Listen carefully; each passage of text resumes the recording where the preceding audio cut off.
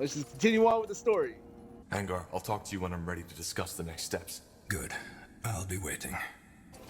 Tahar, ready to discuss the next steps? How did you find out about Mullendeer and why did you join us? Yeah, well, a few questions You first. didn't tell me yet. How exactly did you get here? Weren't you at Greyfell when the Harbinger took over? No, I wasn't.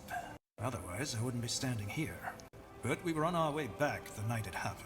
As you can imagine, it was a hard choice to make. But eventually, I left my pride behind and realized attacking Greykeep with the little division I was traveling with would have been suicide. So you fled? We retreated. The rest is simple. We went to Iskander because we had heard the rumors about your army. There, we met one of your scouts, and then the elven woman, Iria of Finon Mir. Oh, she decided to let you in? Correct. You know the rest. Your people were a bit distrustful at first, and I don't blame them. After all, they'd been fighting the Royal Army not too long ago. But eventually, they realized that we were on the same side. I'm glad you're here. I'm glad to have the Lord Marshal of the Royal Army in our ranks. Well, right now, I doubt if I still deserve to bear that title. Half of the Royal Army is gone, and I'm to blame. But I appreciate the sentiment. I want to talk about Sentenza, or AKA the White Wolf. I Geralt want to of talk Rivia. about Sentenza. His death. Well, what is there to say? As I heard the story, he didn't leave you much choice. So you're not angry? You defending your life? No. I never understood why he was so obsessed with hunting you down to begin with. But he was acting on your orders. Well, yes, strictly spoken, he was. You were a traitor. Or at least, that's what we thought back then. That witch hunt in Iskander, the battle at the Eye, that was his choice. Why? Why? Why did he want me dead so badly? Well, I can only guess. But to me, it seemed as if he felt as if you had, I don't know, betrayed him. He always spoke highly of you. Did you know that? At times, it almost felt as if he considered you his own kin. I thought so. Well, I had no idea. if he did, he didn't show it very much. That doesn't surprise me. Sentenza was never good at expressing emotions. You see, Tahar, in the end, both he and I are men born from war. Seeing people die at your command, hearing the widows and the orphans cry as a result of your choices, it changes you. You need to find a way to deal with it. And Sentenza did so by shutting off his emotions entirely. Or at least to the outside. But in the end, he always did what he thought was best for Northander. He saw the Harbinger's true face, even before he revealed it. And I brushed it off as his usual distrust towards anyone, which was, as you know, a fatal mistake. And who knows, maybe if I had listened, it would never have come to this. Without the Harbinger, I'd be dead. That's true. But this discussion isn't leading us anywhere, Tahar. How did Lacane become so There's just powerful? one thing I still can't wrap my head around. How did Lacane become so powerful? How could he rally so many people behind him? The big question, isn't it? In the end, I think it boils down to the fact that he poured salt into the wounds the Mage Wars had left in Northander. You see, it's not hard to rally people behind you if they are desperate enough. He just gave them a simple answer to a complex question. And the people believed him. Though I don't consider him a pragmatist, he really believes in what he says, that Aeonia will return once mankind has repented. Which worries me even more. There's nothing more dangerous than fanaticism fueled by magical power. Your father is the best example. Even in the real world, you know, if somebody believes that there's going to be an apocalypse or like an end coming or something like that, there's cults in the past that have done that. I think what was that cult called? Heaven's Gate or something like that. Oh man, that was terrible, man. So that type of thing, in my mind, dangerous, especially to somebody weak-minded. It can easily be manipulated. Like, the youth. Oh, dangerous. But let's move on. Let's move on. Good. Then let's call your companions. Good. Do it. Now that you're all here, I'd like to plan how we proceed. As... Tahar, I think you should allow yourself some more rest. You were in a coma for more than a month, and we still don't know what that melding actually did to you. Isn't it obvious? It made him more powerful. Yeah, but where does that power come from? What effect does it have on the human body or the psyche? We don't know. We don't have time for this. I'm all right. Don't worry. Scrim. Just trust me. Fine. Then go on. Thank you. So, our objective is clear. We need to defeat the Purity of Light and save my mother. Angar. Am I right to assume that Lacane made Greykeep his new base of operations? Correct. It's the center of his power, which is both good and bad. It's bad because Greyfell was built to withstand any kind of ambush. And why is it good? Because it also means if we succeed and reconquer Greyfell, we'll cut off the snake's head. Once we kill Lacane, the Purity will fall. However, there's no point in fooling ourselves. That battle for Greyfell will be bloody, and if we want to have even the slightest chance of winning, we need to join the remaining houses. Ultran, Hallet, and Ooh. Wolfgar. Yes. If we put this army together with theirs, we might stand a chance. Also, you should see if you can strengthen the alliances you already have, Tahar. I have a plan regarding that, so we can talk further once this meeting has been concluded. So do I. All right. So where do we start? It's up to you. But before we can even think about arranging a conclave between the houses, we need to break that spell the Harbinger put on my sister Myra. Isgrim, any ideas? Actually, it should be simple. We need to find the one controlling her, take the rune, and, well, destroy it in the forge. And who is controlling her? What if it's the Harbinger himself? I doubt it. The manipulator has to be physically close to his subject, so it'll most likely be someone in Lady Myra's army. But your rune will react to another rune's presence, so once that person is near, you'll feel it. Good. Then I have a plan. The Harbinger has taken up position in Iskander, between the Utran and the Everlight border. You know that place, Tahar. It's where your father started his rebellion. The Loyalist camp. So what's your plan? We strike in full force and take the castle. He'll be forced to initiate a counterattack, and my sister's armies, the Utran army, will be the closest ones at hand. A bait. Yes, we hold the castle against the main army, whereas you, Tahar, and a small troop get behind enemy lines. You find the rune carrier and strike from the shadows. Obviously, you'll have to act quick. We can't hold against the entire Utran army forever. Alright. What if it doesn't What work? if killing the rune carrier won't break the mind control? We'll just have to hope that doesn't happen. Sounds like All a right. plan.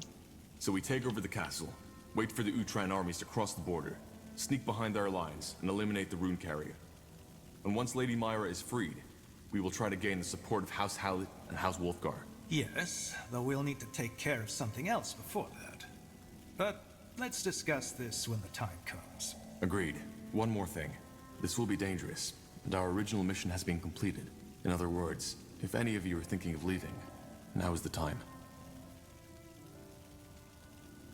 Well, Nobody. then we best get prepared now. I'll tell you when we head out. Understood. Tahar, I'd also like to talk with you if you have a moment. Of course. Corporal Tahar. A word, if you will? Who are you? Private Miller, Corporal. I'm from the Royal Army and came here with the Lord Marshal. We've captured someone who we suspect belongs to the Purity. He was seen in the deserted village outside this city, and he looks suspicious. He claims to be a simple courier sent to deliver a message to you, but we didn't want to take any risks. He's outside, near the entrance to the caves. I see.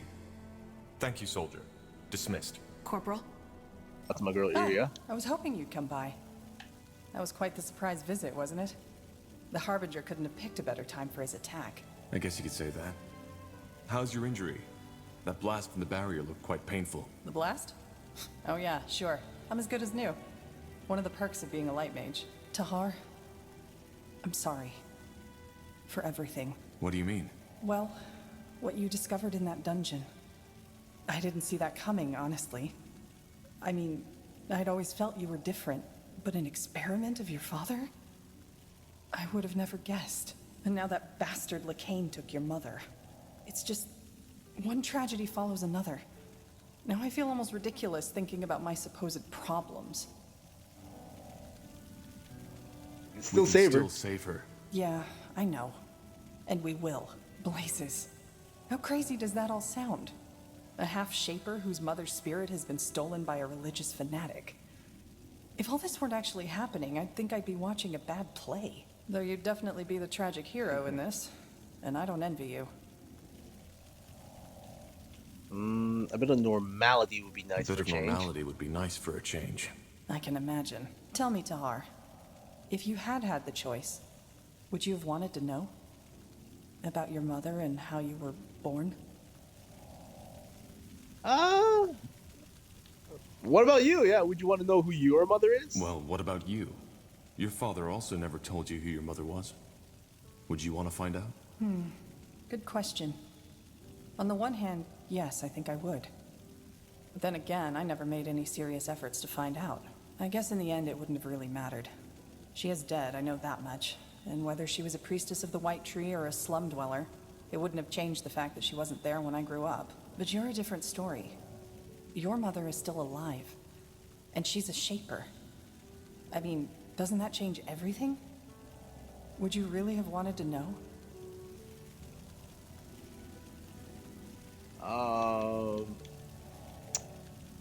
It's always better Yes. to know the truth. It's always better to know the truth. Is it? Sometimes I wonder if the truth doesn't just make it all worse. Anyway, shaper or not, it's good to have you back. Honestly, there were times when I was worried you wouldn't ever wake up again.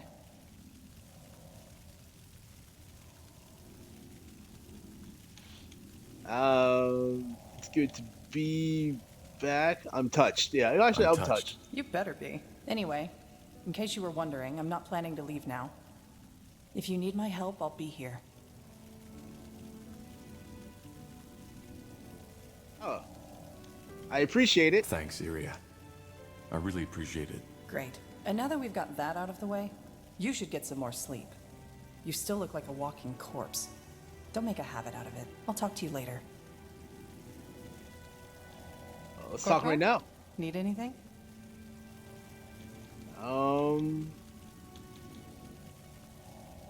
That highlighted or not? Why did you I join would me? still like to know why you stayed with us. You're insistent, you know that? But to be honest, I've been thinking about that since you asked me. Found an answer? 2 answers, actually. First one, you know already. I'm a fugitive. And if the Purity or Nortander got their hands on me again, it wouldn't have ended well for me. I understand. What's the second answer? Well, that one's hard to put into words. You know, there's one thing I like about you, Tahar. Despite all you've been through, you still fight. You're trying to make a difference one way or the other. So many in your position would have given up long ago, but you keep on searching, as the Harbinger said back in Greykeep. And I respect that. More so, I can relate to it. How? Well, there's just so much shit going on in the world, and yet so many people just don't care. They try to use the chaos to their advantage or just look away. There were and still are times when I found this hard to bear. It was also one of the reasons I spent so many years on the road. Away from the wars, the intrigues, the suffering, and all those bloody idiots. Out there, it's just different. And sometimes I wonder if the trees maybe know more about life than we ever did. They grow, they live, they die. If we'd managed to do just that instead of killing one another in the meantime, this world would be another place.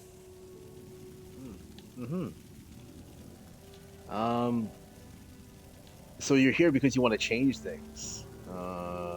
Yeah. So you're here because you want to change things. Is that what you're saying? Change? No.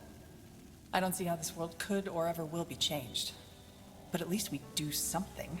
And, you know, there was a time when I'd forgotten that this was even an option. You reminded me of that. And that's why I'm following you. Now, please don't look at me like that. You wanted the answer, and that was my best shot at it. Now, let's get back to less serious topics, shall we? Why'd you leave You Finn on never Mir? told me why you fled Finn on Mir. Fair enough. you've given me little reason to distrust you, so... Oh well. Let's just get this over with. I already told you about my father, how to him I had always been more of an asset. Well, after my father died, I decided to become a novice. A novice? Someone aspiring to be a priest of Ellen. I don't know why I did it. It was something my father had always considered a backup plan if an arranged marriage wouldn't work out. Part of it was probably because obeying my father was all I knew at that time. Was it difficult to receive the novitate? No, novitiate. That's what, novitiate. Was it difficult to receive the novitiate? Not for me. Novitiate. First of all, I was a good candidate. I was still very young, not even in my 30s. And I already knew a great deal about magic and healing. Secondly, I was, after all, pure blood. That helped as well. What does a priest of Ellen do? What does life as a priest of Ellen look like? Boring. Though not as boring as a Northander monk's life. You are free to have family and to indulge in the earthly pleasures. Still, your life is devoted to worship. And for a priest of Ellen, that means healing the sick and preserving Ellen's greatest gift, nature. Something happened. Yes. In my first year, I fell in love. That crazy, hot-blooded, head-over-the-heels kind of love that the bards all sing about. The boy felt the same way, and for the next year, it was, well, it was perfect. It was the two of us against the world. Maybe you know that feeling. And the priest didn't mind. Yeah. The priests didn't mind? Priestesses. Only women are allowed to teach. And no, they didn't. Elves consider love to be a blessing of Ellen. Forbidding it would be near absurd. I have no clue where your monks got that idea from. Though, of course, that boy and I tried to, restrain ourselves when the situation demanded it. What's his name? Doesn't matter. Doesn't matter. Well, obviously it didn't end well. And I guess your romance didn't end well. You guess right. But it was more than that. You know, I told you how I always felt estranged around other people. I knew how to put on a smile, how to make myself fit in, but it was always fake. Shallow. With him, it was different. Dramatic as it may sound, I thought I had finally found someone who understood me. Then there was the novitiate. Despite all the time I sunk into doing the crazy things lovers often do, I never failed as a student. Or, no, let's put it another way. I was the best, in every aspect. Which didn't sit well with some people. No. And eventually, they made sure I felt it. They excluded me from everything, stared at me when I walked by. It hurt, yes, but I convinced myself it didn't. I've always been good at that. But what happened? My lover's friends started manipulating him. Telling him that I only saw him as my pet, that he was a failure, and that I only kept him around to feel good about myself. Wow. That's toxic. Yeah. It was. And their seeds met fertile ground. You see, we novices all knew that only 4 out of 20 will be granted priesthood at the end of our training. And being a failed novice leaves you with a mark you'll keep for the rest of your life. It all looked peaceful on the surface, but beneath that it was an arena. And these other novices, they made sure my friend became aware of that fact. To him, I started being a rival as well. And do you want to know the biggest joke of it all? I didn't see it. The idea that, I don't know, that he would listen to them. That he would ever reach a point where he'd put what we had below his hurt pride and his fears. It never crossed my mind. So what happened? Well, he knew I was curious by nature, so one night when we were in bed together, he suddenly asked me if I wanted to go on an adventure. Of course I said yes. So we snuck out into the cloister's courtyard. It was beautiful. The night was cloudless, and the old oak, our cloister shrine, had just begun to bloom. We made our way to the library building, but of course the door was locked. Out of nowhere, he pulled a key, grinning at me, and opened it. It was insane. As you can imagine, priests aren't known for being lenient towards these kinds of trespassings. We were risking our novitiate, and I didn't even know the reason, but I liked it. And we were doing it together, weren't we? It was exciting.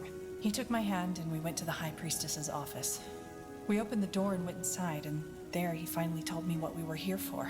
To open the grimoire, the High Priestess's spellbook. Whatever that is, it sounds like that was a terribly bad idea.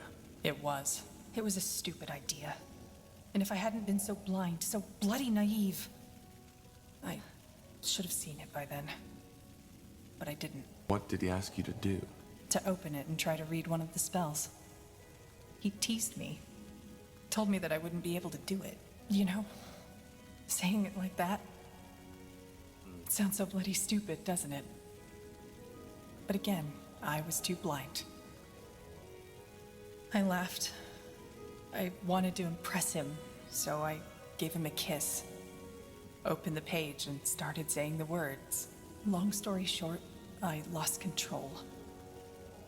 The spell was too much for me to handle and it misfired. One moment I was staring at the pages, the next one, the library was aflame and my lover was gone. What? Whoa! Did he engulf in flames? Damn, did the fire spread? Oh, I'm sorry. Don't be. I was the one too stupid to see it coming. How far did that fire spread? Not far. It was put out before it could do real damage. But, of course, that was the end of novitiate. I was thrown into the cell of shame and sentenced to 12 years of polishing prayer banks and cleaning floors in the shrine. Wow. Did he regret it? Your lover. Did he regret it? I think so. The only bloody gratification I ever got from this. But even if he would have confessed and begged me to take him back, I couldn't have. All that connection, that Oh, he trust, survived. it was gone. I thought she engulfed him in flames Worse, with that spell. It was tainted. Did you try to tell them that all this had been Did you a try to setup? tell the priestesses the whole story? No, I just sat there and smiled. Of course I did. But my love had all his friends to back him up. To them, it wasn't even a trial. It was a feast. So But you never ran. did polish those prayer banks. Am I right? No. In the night after the trial, they still let me sleep in my chamber. Thoughtlessness, I suppose, or maybe they simply didn't care. I got my things, left, and never came back. So, here it is, the whole truth. No dark secrets, no assassinations, no necromantic rituals. Just a plain old broken heart. Compared with all that shit you had to go through, it almost sounds ludicrous. Being betrayed by someone you trust hits the hardest. doesn't. Yeah. Being betrayed by someone you trust often hits the hardest. Yeah, I guess. It's just, I don't get it. How could he give all that up? I mean, there was something between us, you know? Something rare, something precious. But no, he threw it all away for his fucking vanity. But in a way, it's just a continuation of what I've always known. Wherever I am, I'm a stranger. People don't like me, and I don't like them. For what it's worth, I'm glad our paths crossed. Yeah, me too, Corporal. Me too. I'd like some space now. I hope you don't mind. Well, she has a new Let's talk skill. later. Hell yeah! So when you Sounds talk like a when you plan. talk to your party, you get to unlock new skills. That is cool. I like that. Gives you some motivation to get to know your party's people in your party, their story, their backstory, everything. And at the end of the day, once you do all that, you unlock something. That's some great motivation right there. All right. Now let me talk to Gore. So you made it after all. Not bad. You didn't think I would? No. That sleep you were in, I didn't feel that there was any life left in you. But then again, you always were damn hard to kill to begin with. That new energy inside you, though, that's a different story. So you can feel it? I can't get enough of his voice, It's like man. standing Love his in voice. front of a bonfire and being asked if you can feel the heat. Yes, Tahar, I can. Anyway, in case you're here to ask, we're staying. So, you'll help me fight the purity? You make it sound as though this thing is somehow your responsibility. It isn't. That fanatic, with his idiotic stories of the All-Father's return, is out for all of us. Especially the orcs, or the other members of the dark races. So yeah, the fire wielders will stay. That's good news. Thanks, Gore. Don't mention it. Anything else? Of course, we gotta talk to you, man. All right, so how does it feel to change form? What's it like to change form? I've been wondering about that since I met you. I can imagine. It's exhilarating and strange at the same time. If it taught me one thing, then it's how foolish it is to put the mind above every other aspect of the body. Many people do that, especially scholars or mages. What do you mean? Because the shape of our flesh is so much more than just a shell. It defines us.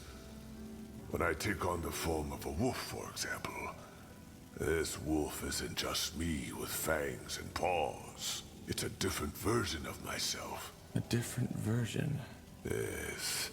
You can't understand if you haven't been there. But I guess you could say that when I'm taking on a creature's form, a part of my mind gets infused with that creature's essence. The thirst for the hunt. Thinking as part of a pack, just to name the most obvious aspects. They meld with my mind. When I was young and first started shifting, the creature always dominated. It was like a feverish dream, and I had almost no control over my actions. With time, it got better. Wow.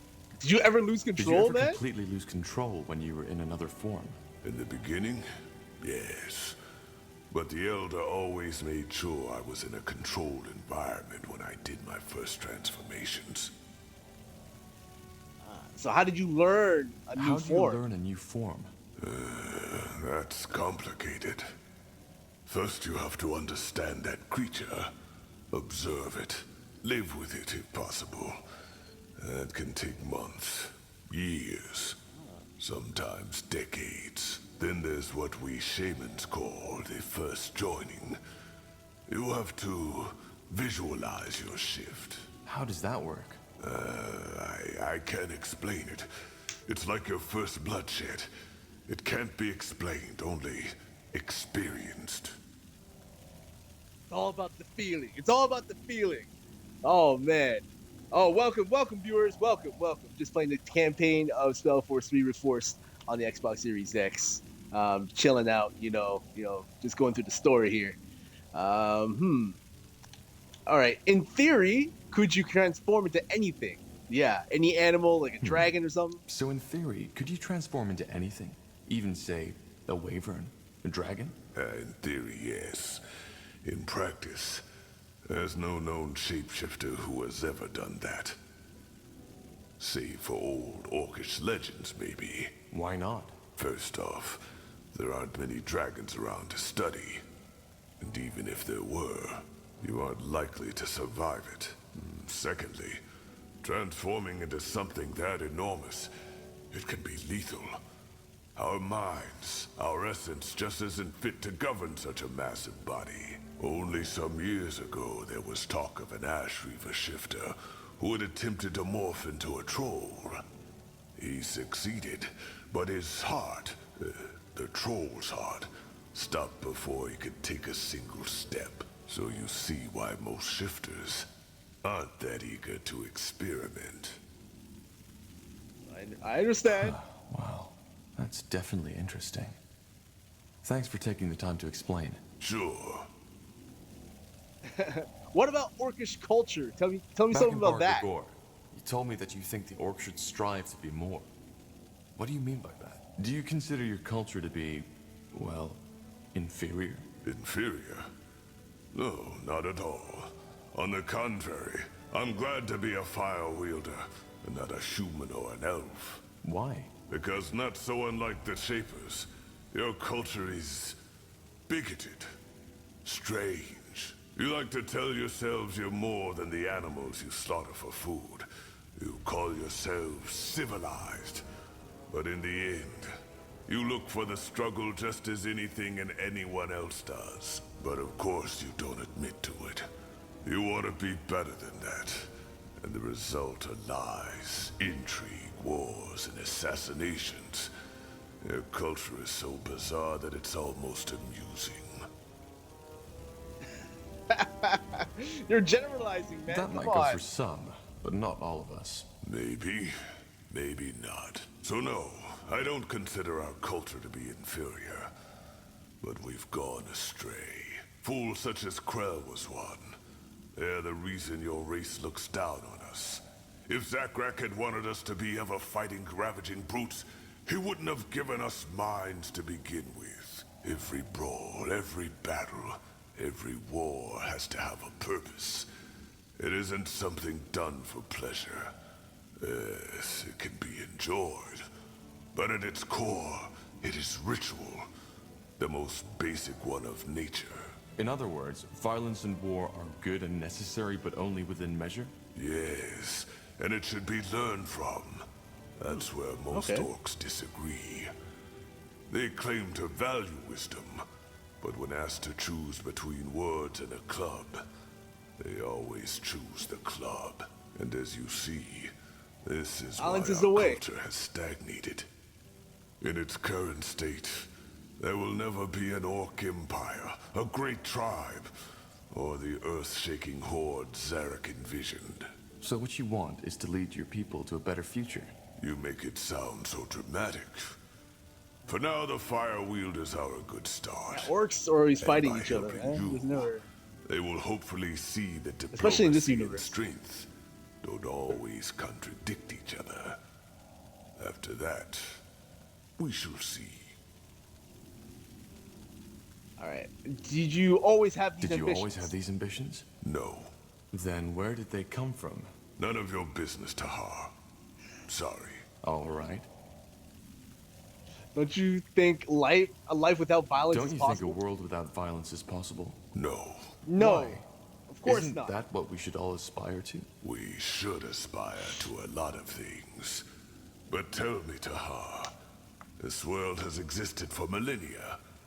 And has there ever been peace? Lasting peace? No. Lasting peace? No. Exactly. And you don't think there's a reason for this? As I said, our very existence is based on conflict. Finding food, not freezing to death. Living means to struggle. Your people, with your warm clothes and banquets, try all in your power to forget that fact. But you can't, because ultimately, there's as much thirst for struggle in you as in an orc. What we orcs believe is that we should embrace it. That we should just face the truth, even if it's ugly. That the ways of nature can't be changed by its creation. It's like fighting the tides. So what? Do we just kill each other whenever we feel like it? No. What we need is a way to channel our urges. Ceremonial battles, Channel the arenas. A society that is centered around survival and strength, and gains, rather than loses stability from it. Because if we simply suppress these urges, such as humans, the elves, and the dwarves do, they will at one point only erupt even more violently.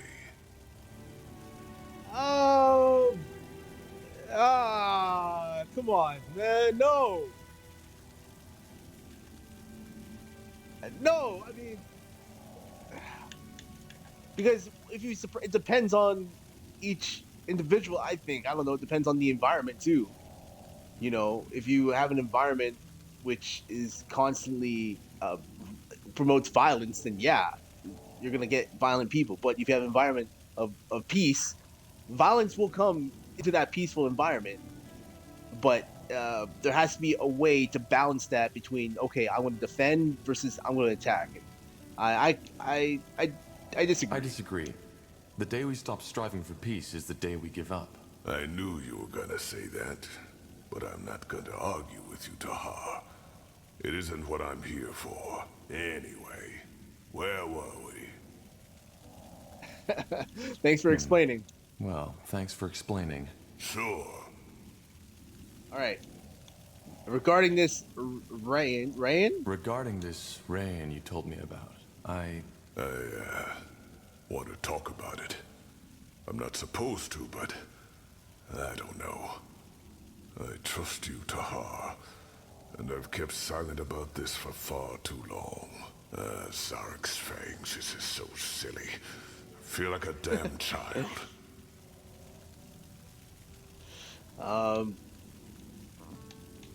Spit it out, man. Just spit it out already.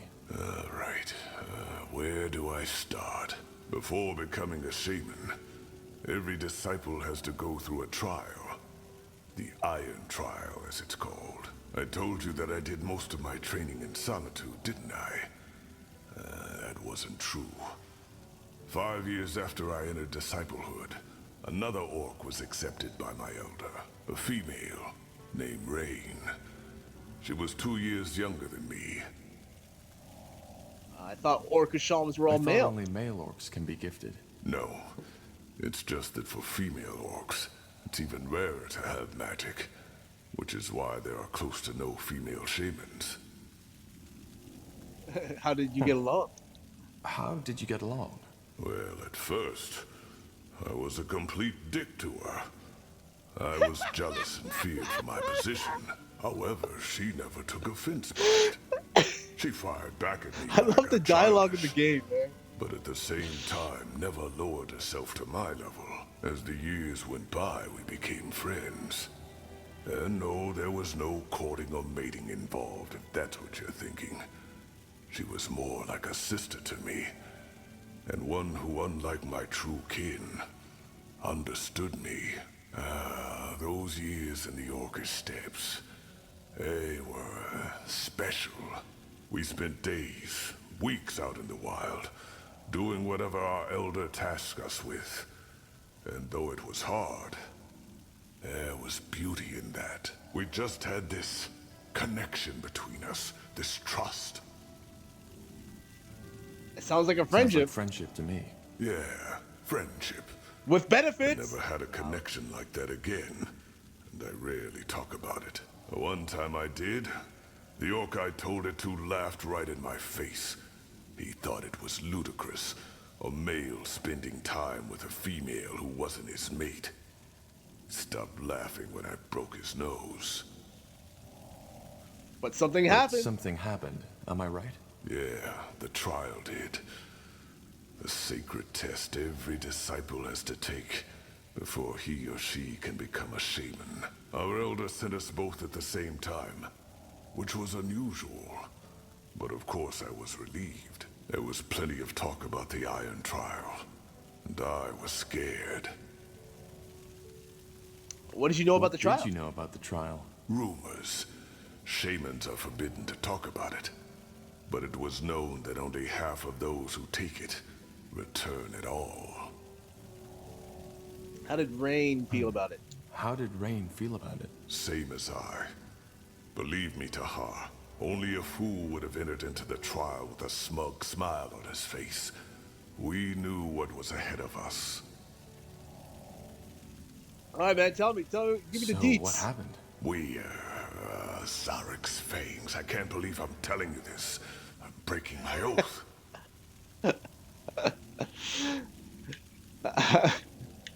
I won't. No For one what tell it's anyone. worth, I'll keep silent about it. I promise. I know you will, Tahar. Otherwise, we wouldn't be having this conversation.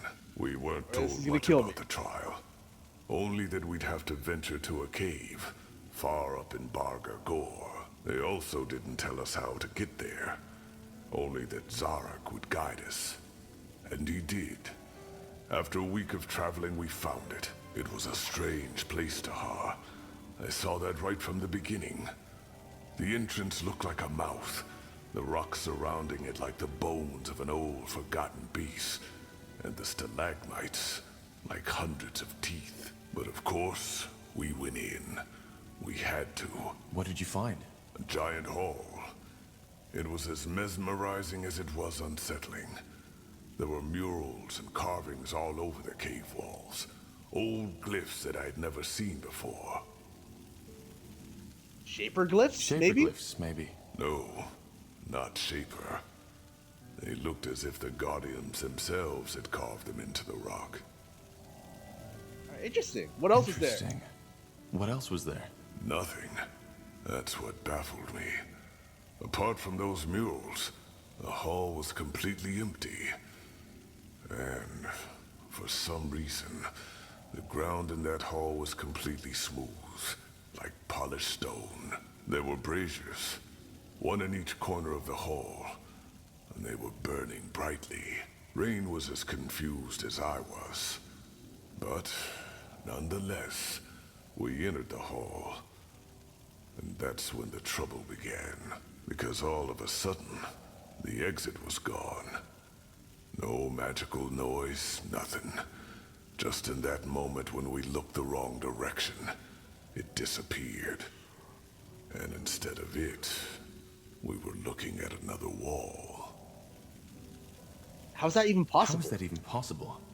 Maybe it was an illusion. That was our first thought too, but it wasn't. That new wall was as solid as every other rock in that hall. Okay, what did you do? Strange. What did you do? Well, after we calmed down a little, we assessed our situation. We figured that this was the Iron Trial, and that it was our task to find another exit. So we started looking. But it was pointless. There was nothing. We couldn't even hear the wind anymore. For the next 14 days, we were trapped. We couldn't make that wall disappear, and no matter how long we studied the glyphs, how long we prayed, nothing happened. On the 5th day, our provisions had come to an end, save for half a skin of water and a handful of jerky. On the 8th day, it was all gone. Blazes. How did you survive? I'm getting there. As you can imagine, the thirst was the Hopefully worst. you'd eat her. It drove us mad, and we searched every corner of that goddamn hall for just a drop of water. Not that we hadn't looked before, but as you know, hope dies last. Have you ever had thirst, Tahar? Real thirst? I'm gonna say yes. Yes. Then you know what it feels like. On the 11th day, Rain and I were puking our guts out. Our skin had literally started to crack, and I felt as if I was burning from within. On the 12th day, we were only an inch from death. That's when the dream came. A dream? Yes, a shared dream, almost like a vision. We were still in that hall, Rain and I, but we were out of our bodies, floating like spirits. At first I thought we had died, then I saw what was different. The floor was full of blood, and that blood was burning. The murals and glyphs had started moving, twisting, like shadows dancing on a wall. That's when I first understood what they were depicting. For some reason in the real world, I'd never been able to. What did they depict? It showed what was expected from us, what we had to do to get out. Sorry this isn't easy.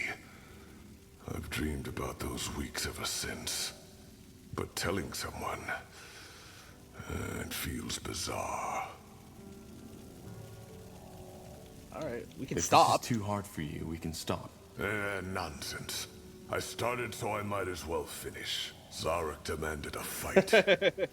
Either one of us died by the hands of the other, or we would die there together. The Iron Trial. We were never both meant to pass. Truth be told, that doesn't surprise me. Truth be told, that doesn't surprise me. Yeah. And it shouldn't have surprised me either. But for some reason, I don't know. He had known Tahar, our elder, our master. He had known that it would come to this. Yet he still decided to send the two of us out at once. So you fought each So other. you fought each other? No. Trial or not, I would have rather died than done that. And that's precisely what I told Rain. A god that demands a man to kill his own sister is not a god that deserves worship by anyone. But Rain wouldn't have it.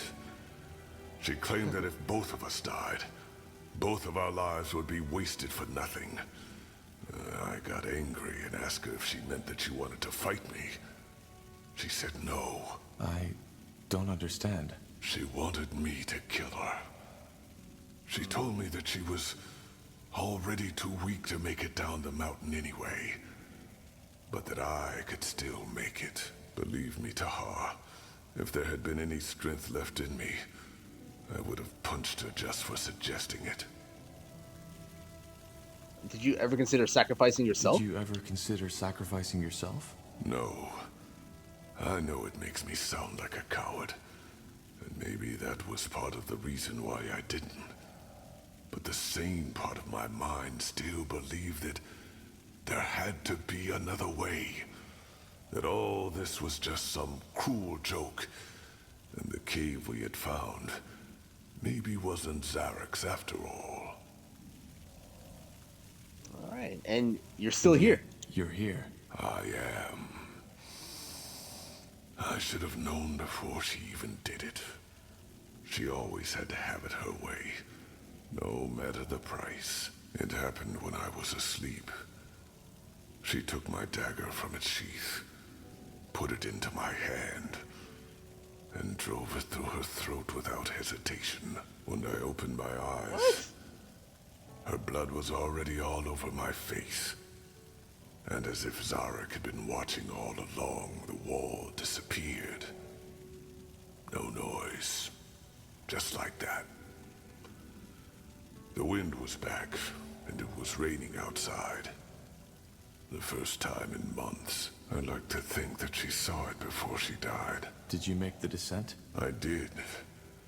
There were berries in a mountain goat that had been hit by a rock slide, right next to the exit.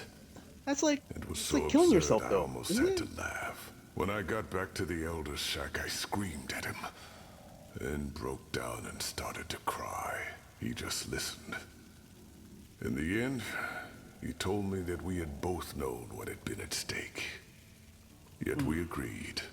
Choice and consequence. He made me a shaman the next day. Wow. Do you blame yourself Do you sometimes? blame yourself sometimes? Of course I do. But ultimately, it was her choice. And all I can do to honor her now is to respect it.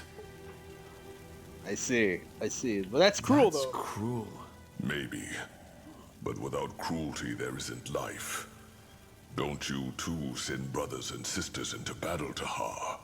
Children, fathers. You do it because ultimately, you believe the outcome will lead to a world more desirable. It was the same with Rain and me.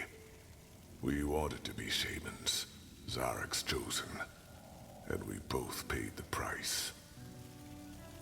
I see. see. There's one more thing.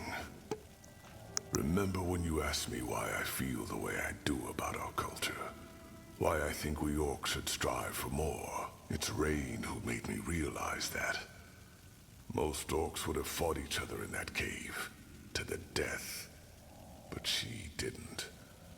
Instead of submitting to her primal instincts, she made a sacrifice. One that I could have made too, if I hadn't been such a coward. Blazes, it feels strange to have told you all this.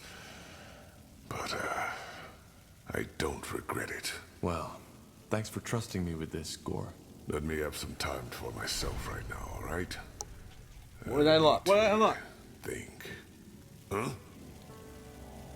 You said you know where we can find more You allies? said you know where we can find more allies. Yes, I do. I'll make it short.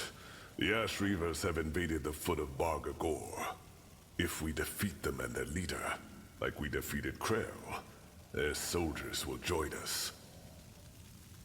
The Ash Reavers? The Ash Reavers. I'm guessing that's another orc tribe. Yes, you already met them, back at Farland's Hope. They are a very violent tribe. A lot like what Krell wanted the Fire Wielders to become. And they are nomads. They never stay in one place for more than a couple of moons, which is why their city is basically a movable fortress. Alright, sounds simple enough. So, we head back to Barga Gore and defeat them. Sounds simple enough. Well, yeah. Except for one thing. Kagan, the Ashriva's chieftain. I think this invasion is about more than gaining new territory. It's personal. He despises me. And that's putting it lightly. Why? Because you killed Krell? No. It's more complicated than that. Do you remember the story about my trial? About Rain? Yeah, I do. You took the shapeshifter's trial together, and she sacrificed herself so that you could live. Yeah, she did. To get to the point, Kagan is Rain's true brother. To this day, he thinks that I killed her. Did you ever try to tell him the true story? Did you ever try to tell him the true story? We only met once. And yes, I did try to talk to him. It ended in a fight which I won. That disgrace only added to his hatred. And truth be told, that was my last attempt to convince him. I knew it was fruitless. Our tribes lived weeks of journey from each other. And, well, the memory of Rain's sacrifice is painful enough for me as it is. I just wanted it buried. Somewhere in the dark corners of my mind where I'd never have to face it again. Which, as you can guess, didn't work. I still have nightmares. And that's why he invaded part of the I see. And that's why he invaded Barga Gore. It must be. Bloodthirsty as the Ashreavers are, there is no reason for them to start a war with the Fire Wielders, especially now that we unified them. He must have heard that I'm behind this, and that rekindled his hatred for me. In other words, we need to stop him, and as fast as possible. According to one of my sources, the Purity is also planning to start an attack on Barga Gore. The Fire Wielders should be able to hold them at bay, but not if they have to wage war against the Ashreavers at the same time. Alright, so the Purity is targeting the Orcs. Why is the Purity attacking Barga Gore? Isn't it obvious? To eradicate us. Just like the Dark Elves, we Orcs are a creation of the renegade gods. So we aren't even given the chance to repent. McCain's war doesn't stop in Northander, Tahar. He plans to take on the entire world. The Harbinger must know he can't win But this. that's crazy. He must know he can't win this. Does he? He's a fanatic. He thinks Aeonir is acting through him. I promise you this, Tahar. Even the moment your blade is at his throat, he'll think he can still win. He has completely lost his grip on reality. Alright, so we return to Barga Gore and drive him back? So what's the plan? Return to Barga Gore, drive back the Ashreavers, and kill Kagan? If all else fails, yes. We will kill him. For the sake of my people, and for our cause. But he's Rain's last living kin. So I want to first try reasoning with him instead. There must be a way to convince him that I'm not a liar, that I didn't kill his sister. All right. I'll tell you when we head out. Yes, Chieftain Czar already left before you woke up to get an idea of the situation. I know time is sparse, but we should leave as soon as possible. And thank you, Tahar. I appreciate it. Oh, this is what I'm here for. This is what I am here for. Talking to people, getting some quests in. Something gas. Tahar, it is good Under to see that you gas. have recovered. This place and these people lack guidance without you. They did? Yes, the Lord Marshal tried to assume control, but as you might have expected, he did not have everybody's support. I was even fearing an internal power struggle, and I'm glad it did not come to that. I must say, Tahar, your mother, she is remarkable. I have always wondered what the Shapers look like, and now I do. It is fascinating, though I suppose this is a difficult topic for you. Forgive me if my words are inappropriate. We need to save All her. that matters is that we save her. To stop Lacane and get my mother's spirit back in her body. Yes, this is our objective. Is there anything else you wanted to talk about? Well, If first yes, of all, you gotta what tell is me it? about that thing that you're keeping from me. What's your relationship with Lena? So, Ergast, when you told me about your split with Lena, I got the feeling that you were more than just colleagues. You were asking if we were in love. Am I correct? Well, yeah, I guess. Then let me start by telling you that the term love is undefined and that theories about it conflict one another. I have read a lot of books on it, and I've studied the poems, and I've come to the conclusion that it is ultimately a primitive, carnal urge that people have come to romanticize Who the voices emotions this that come guy? with it. I, myself, felt it, and maybe that was because I saw the underlying mechanisms. I always found it strange how people overreact so strongly to such a simple emotion, and maybe that very fact stopped me from being able to feel these emotions at all. My God, what are these underlying mechanisms, man? Just say that you feel something. Well, what are the underlying mechanisms? The desire to reproduce with a fitting mate. In fact, orcs have a very dry, rational view on this process, but for some reason, humans, dwarves, and elves do not. Love is more than that. Love is more than just that. Well, most people would agree with you, and I'm certain that in your subjective experience it is. Okay, so you fell in love with her. That's the main thing. You fell in love with Lena. That's it. So, what you're saying is that you were never able to feel love, but then Lena came along and you did. No, it was not that simple. What stood out in our relationship was that we connected. I've never felt that before. You see, Tahar, to me, the bonds people have always felt peculiar, and I am not like Yana. Her mind simply does not have the ability to feel these bonds anymore. She had them once, but then she lost them, as she became a dreamweaver. My brain is capable of feeling these things, but I'm unable to connect with the outside world. I only have my mind as a frame of reference. For example, when a person tells you yes, whereas he or she means no, you might be able to feel this discrepancy because you're able to empathize with her. I can't. To me, this person's distress would make no sense whatsoever. But then there was Lena. For some bizarre reason, she understood me and I understood her. Or at least, I thought that I did. It was as if this barrier, this shell that separates my mind from others, was pervious to her emotions. I know how strange it sounds, and I also have no explanation for why this was, yet it changed me. All at once, I felt connected. Do you know the feeling, Tahar? You have traveled with these people for quite some time now. Is there anyone you were, well, fond of? Yes, of course.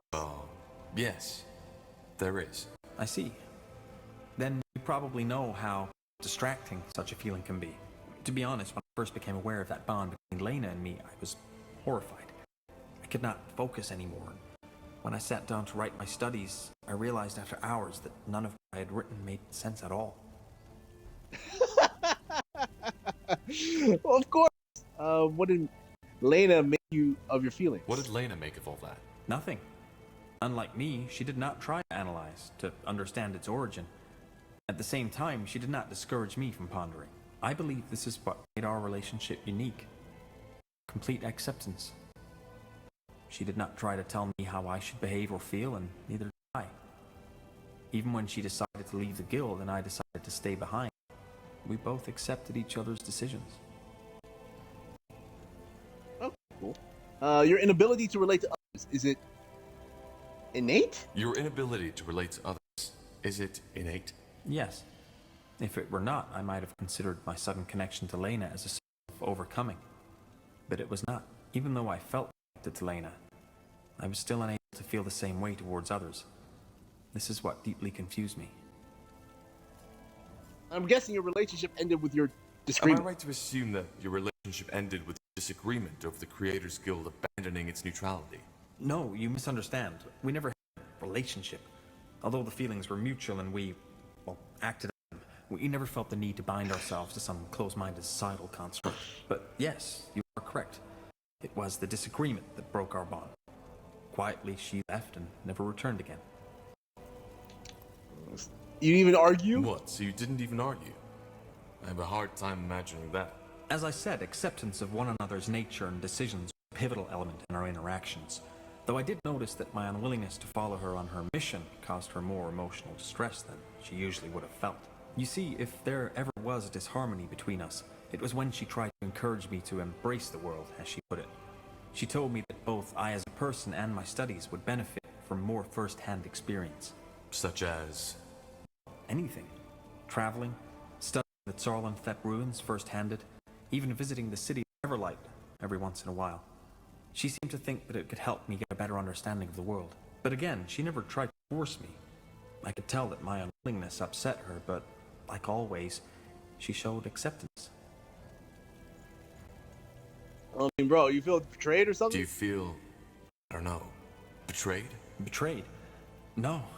By betrayal, people usually mean when someone behaves contrary to what they agreed on, or more often than not, as they would like that person to behave. I always found the word to be very misleading. Desires, wishes, and urges are natural things, and I always found the usage of such heavily judgmental words to be very childish. Elena did what she thought was right, and so did I.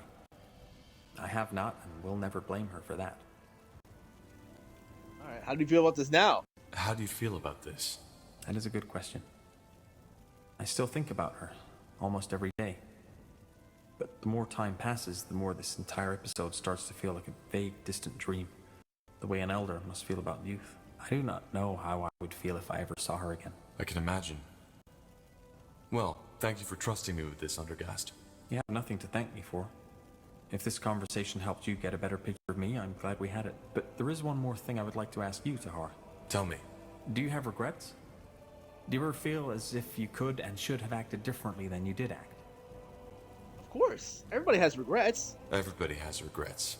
That seems like a deliberately vague answer. It could indicate that you do have regrets, but it could also indicate that you do not have them. But I understand. If you do not want to share this with me, you do not have to. You see, I've never told you this, but I find your resilience to be remarkable. How so? Well, it is no secret that you have endured a lot of pain, especially your early childhood must have made a mark on your psyche. But still, you did not give up. It wasn't always easy. Well, it wasn't always easy. Of course not. Either way, I think we have spent enough time talking. We should get back to the tasks at hand. We should. So long, Undergast. It's like a regular Joe Tahar, Schmo. what is it? A ruin.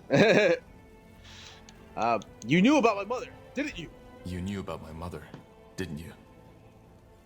That's what you hinted at back at the forge, before we set out to the Eye. Well, the answer is yes and no. Of course he knew. I had suspicions. Let us call it that. But they weren't enough to go on, and I had no idea your mother was connected to the Bloodburn. Why didn't you tell me? Why didn't you tell me? That I believe Come you on might be now. the result of your father's experiments? That you're the offspring of some long-dead, forgotten race? Tell me, Tahar, what for? I mean, at best, you wouldn't have believed me. And at worst, it would have cost you your sanity. So no, I don't think I should have told you. I didn't know if these suspicions had any substance at all. And I would have been a great risk, especially back then when you were still part of the rebellion. Where did these suspicions come from? Where did these suspicions come from? Did my father tell you? No. And he never found out that I knew. Your father... I don't need to tell you how meticulous he was, do I? That's why he always kept notes of his experiments and studies. I found one, a notebook. The story's actually quite simple. Your father had gone out to meet with Aelot Iskander, and had tasked me with cleaning up his laboratory. Really? He never let me into his laboratory. I know. And he wasn't exactly trustworthy towards me, neither. But you know Asamo. His mood was never what you'd call stable. One day, he'd think the entire rebellion had schemed against him. The next day, he told us that we'd change the world. It was part of his charisma, I guess. Sometimes I think the reason why the Mage Rebellion became so big was less of Asamo's magical powers, rather than his ability to create emotions in his followers. There you go. But we digress. So I had found this small booklet on his table. It didn't look important in any way, yet I was immediately curious. I opened it and started reading. What was in there? His experiments in the Eye. The ancient woman, as he called her. Your creation, these waxwork figures which he tried to infuse with life. It was disturbing. And at the same time, fascinating, as you can imagine. God damn, he's been experimenting, doing some experiments. But that was a big laboratory, from what I remember. That was a big laboratory that we went into. So, I mean, to build something that big, and jeez, man. All right. Do you still have that book? Do you still have that book? No, of course not. I couldn't even read through all of it, else your father would have noticed that I had done nothing of what he had tasked me with. And I have no idea where it is now. I figured. How did my mother conceive me? That book. Did it say anything about how That's an this important ritual question. worked? Andrew said something about how the Shaper is conceived differently. I don't think it can be compared to how two humans reproduce, if that's what you're thinking. But as for the details, I don't know. As I said, I barely had 1 hour. And I only got to the chapter about you in the very end. So why did he do it? So, why did he, well, create me? My mother said it was to gain access to the Archfire. Yes, I think that was the main reason.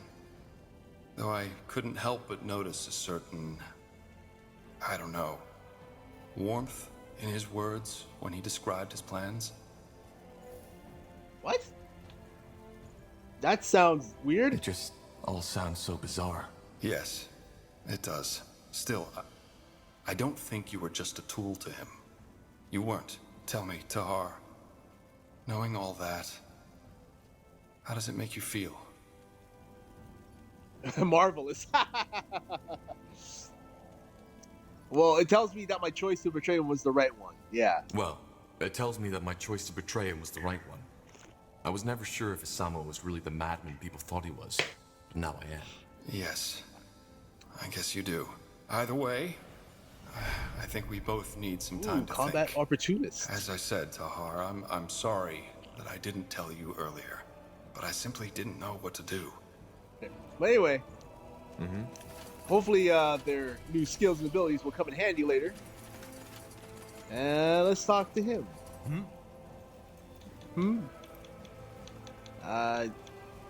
Did you ever think about what would happen if Queen Aelith died? Did you ever think about what would happen if the Queen never wakes up from her coma? She will wake up.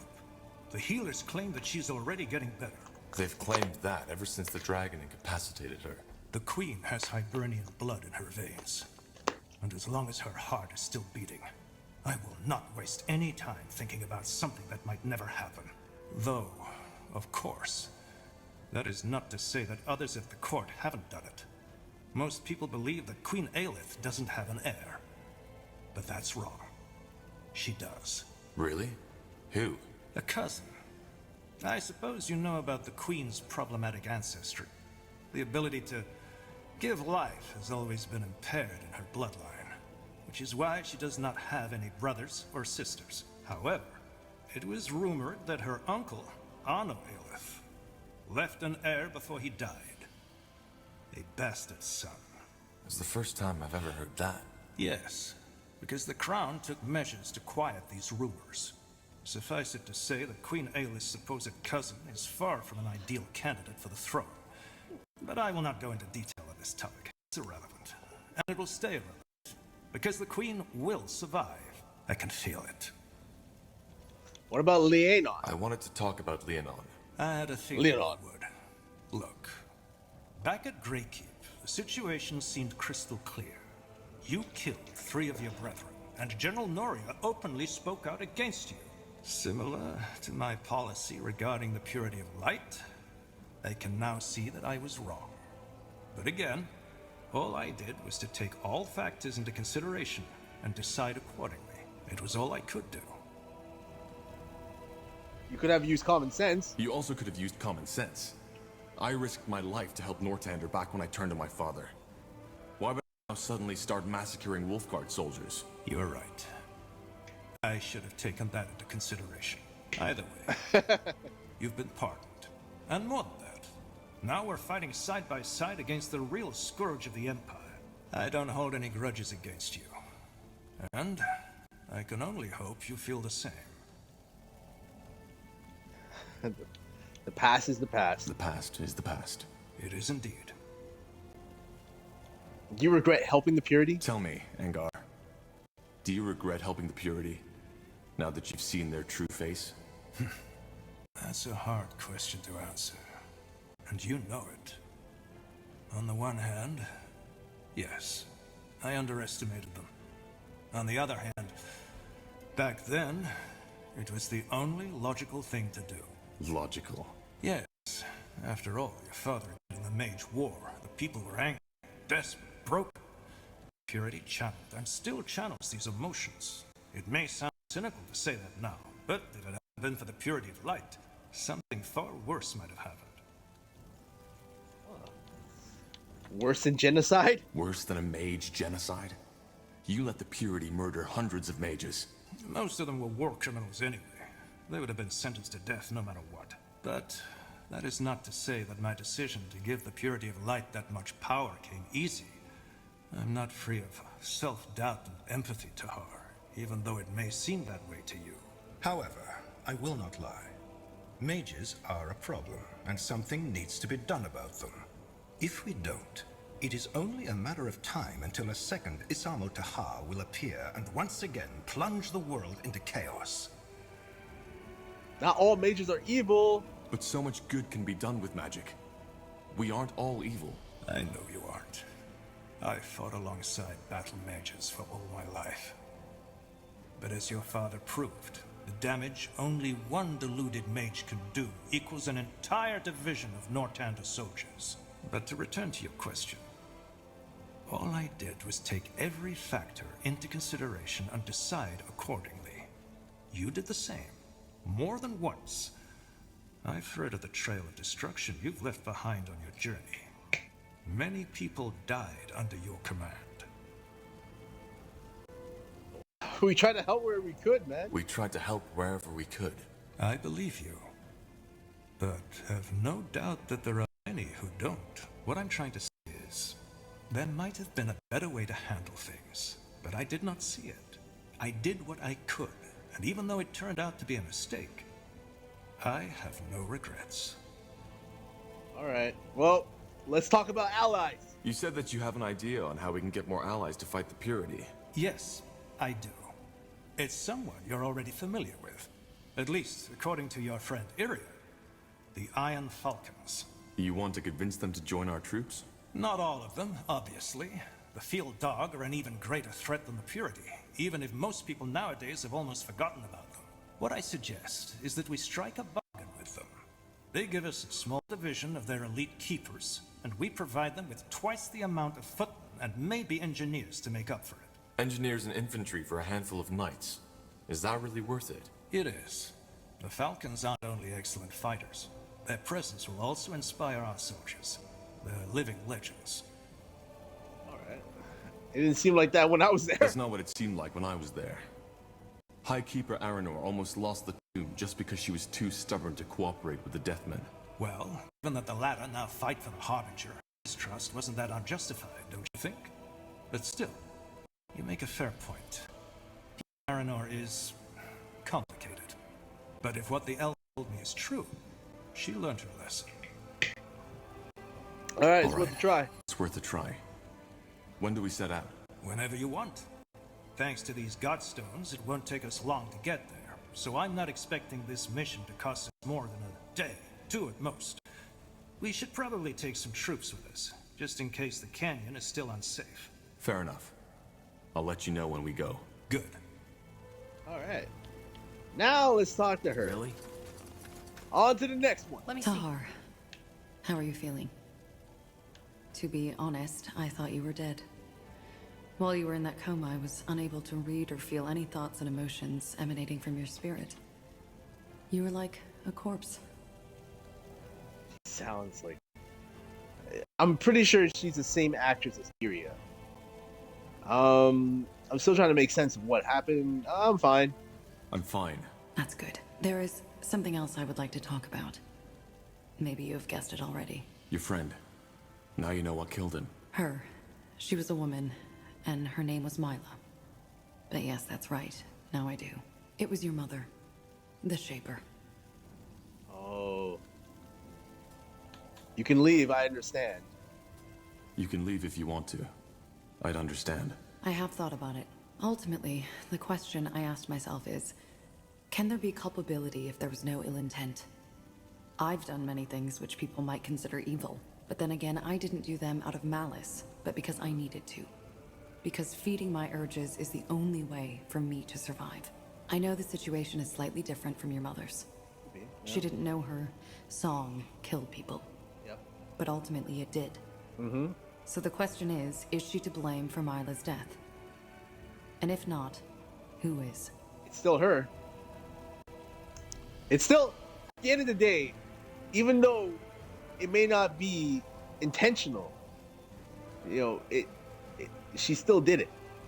That's the way it is. If someone does something thinking that they're helping somebody, but whatever they did to help that someone affects somebody else in a negative way, I mean, just because they didn't think about, oh my God, that helping this person would affect this person in a negative way, would mean, you know, I mean, it's still the root cause is that person. You know, even they are still they are still to blame, even though they didn't intentionally do it or they didn't know what they were exactly doing. They didn't know who would have thought that having a song creating Bloodburn from, you know, Tahar's mother. Who would have thought? Who would have thought that her creating a song would create the Bloodburn and kill people? Who? I mean, songs don't do that. You know, when you make a song, it doesn't kill people physically. It doesn't like make people physically bleed. It may affect people mentally, you know, but not actually get people killed. If that was the case, no songs would be made. No songs would be made. But yeah.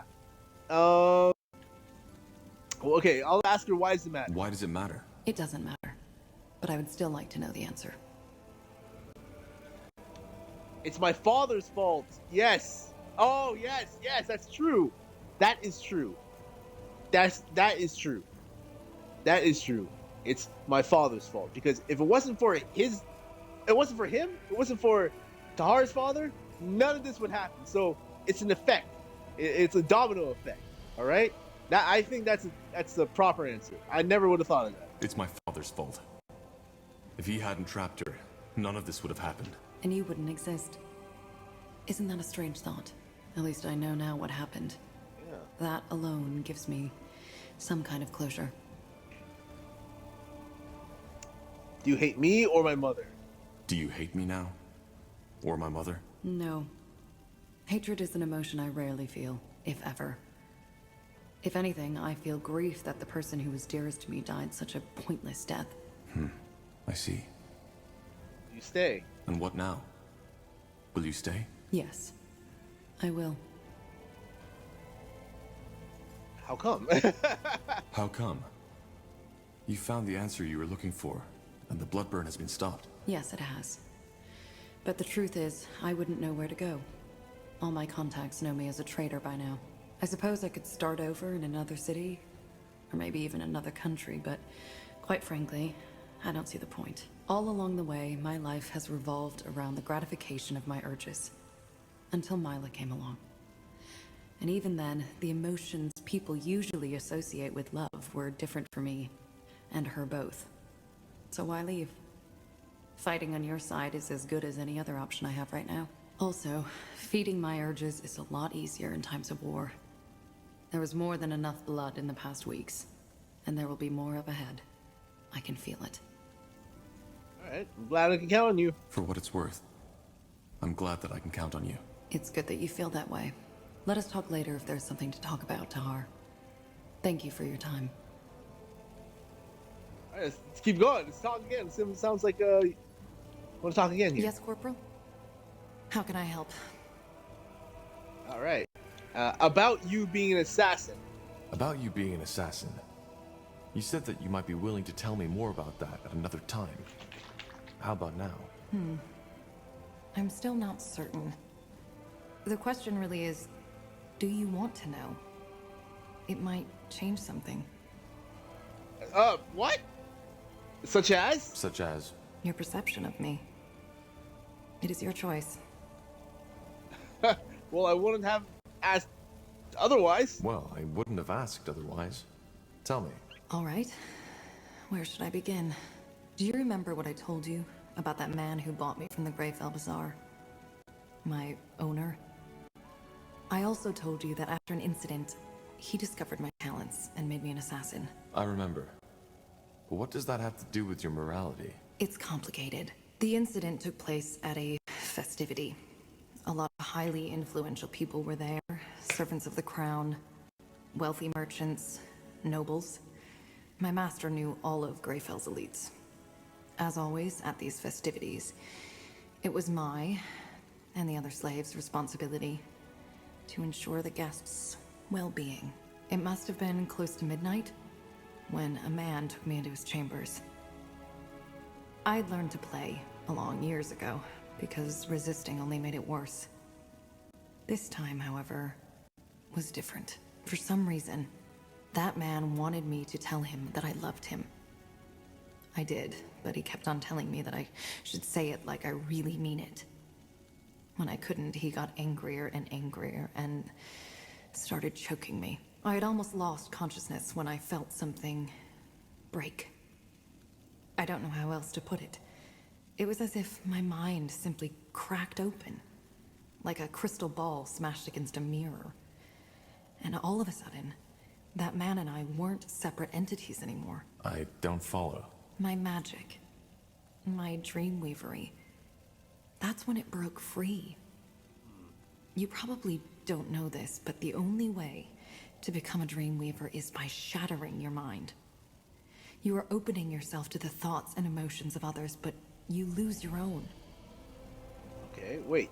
Dreamweavers don't feel? Is that what you're saying? Wait, Dreamweavers don't feel and think? No, we do. But it's differently than normal people. Me. The Iana you're talking with is the result of long work and studying of human behavior. I know how to blend in, to seem like I'm just like you. But the world inside my head is an entirely different one. Again, it is almost impossible to put into words if you're not a dreamweaver yourself. Alright, what happened to the man? What happened to the man? I killed him. It wasn't a conscious choice. Of course. Looking back, I even think that shattering my mind was my body's way of ensuring survival. I closed my eyes, reached out for the man's mind, and just crushed it. Wow. The man gasped, lost balance, and fell right off the bed. He wasn't dead yet, but unable to move. Like a puppet rid of its strings. At first I was disoriented. But then I felt it, for the first time. The urge. To kill him? Yes. Wow. To massacre him. Hear his screams.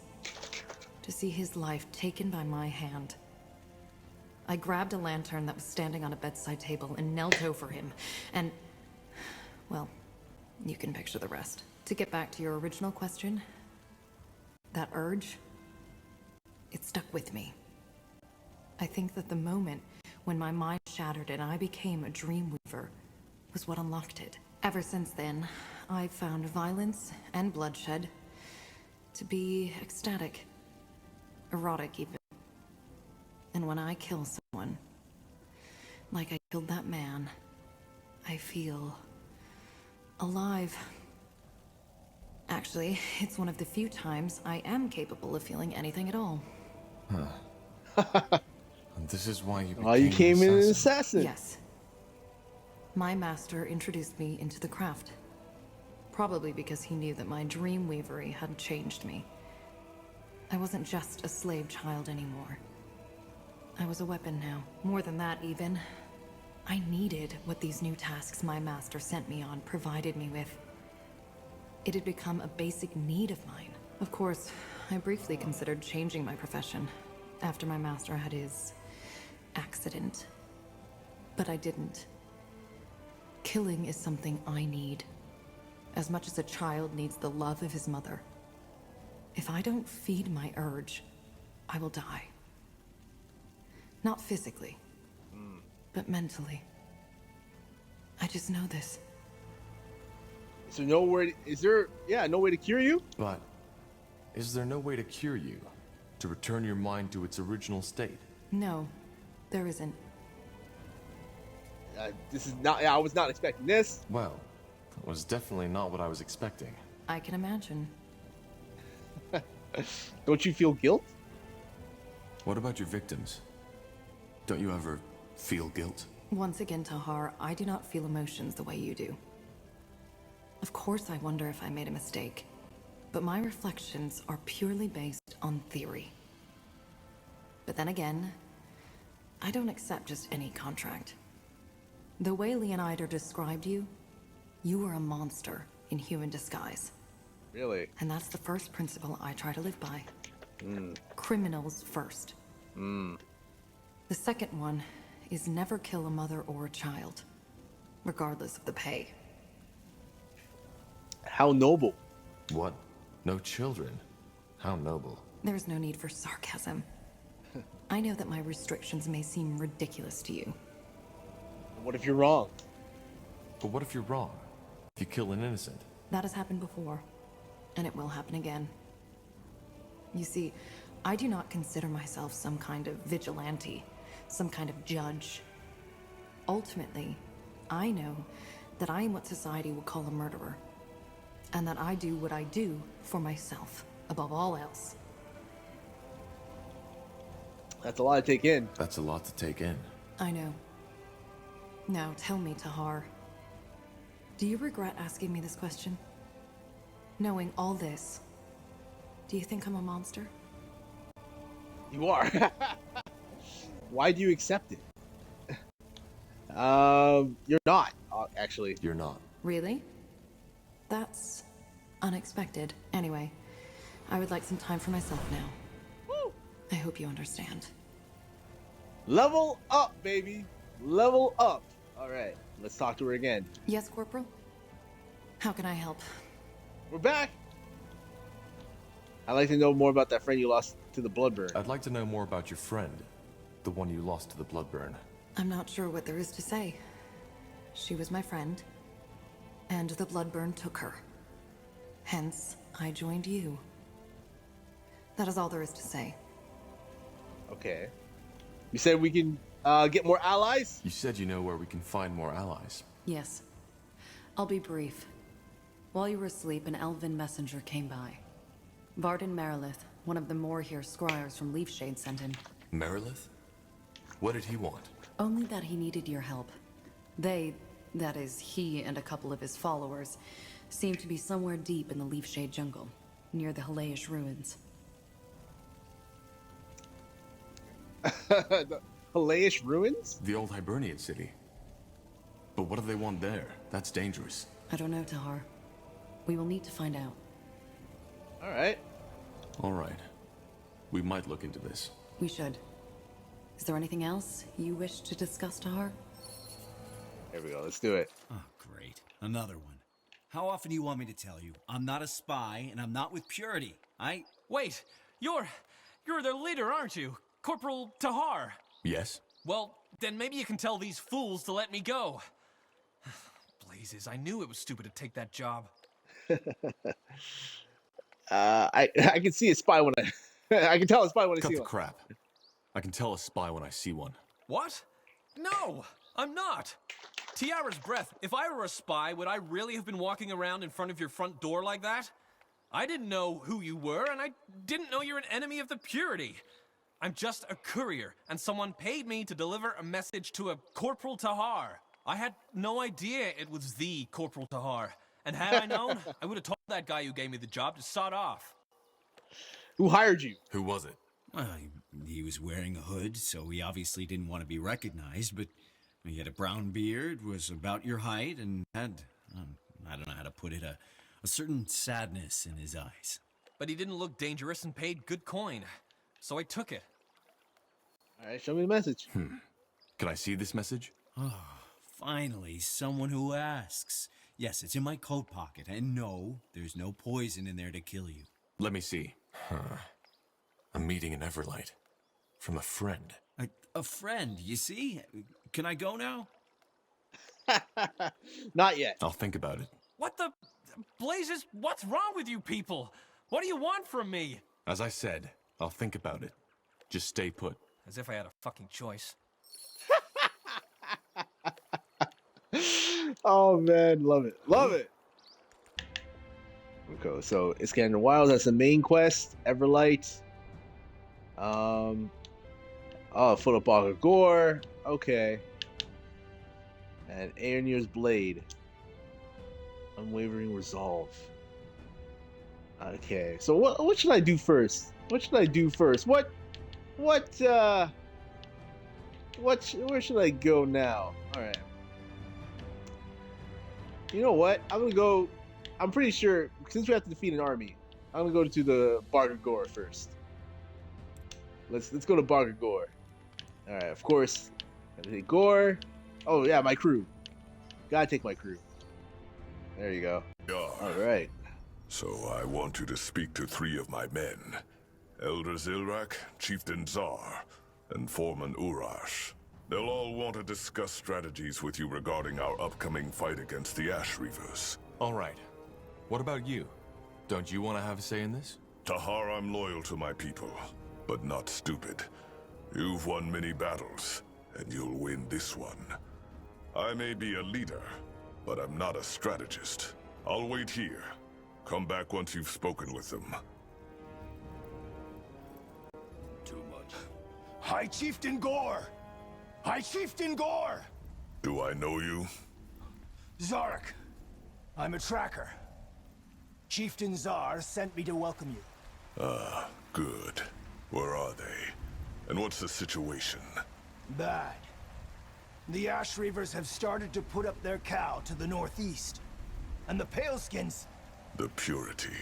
Yes, the Purity. They are only a 2-day march from the mountain. 2 days.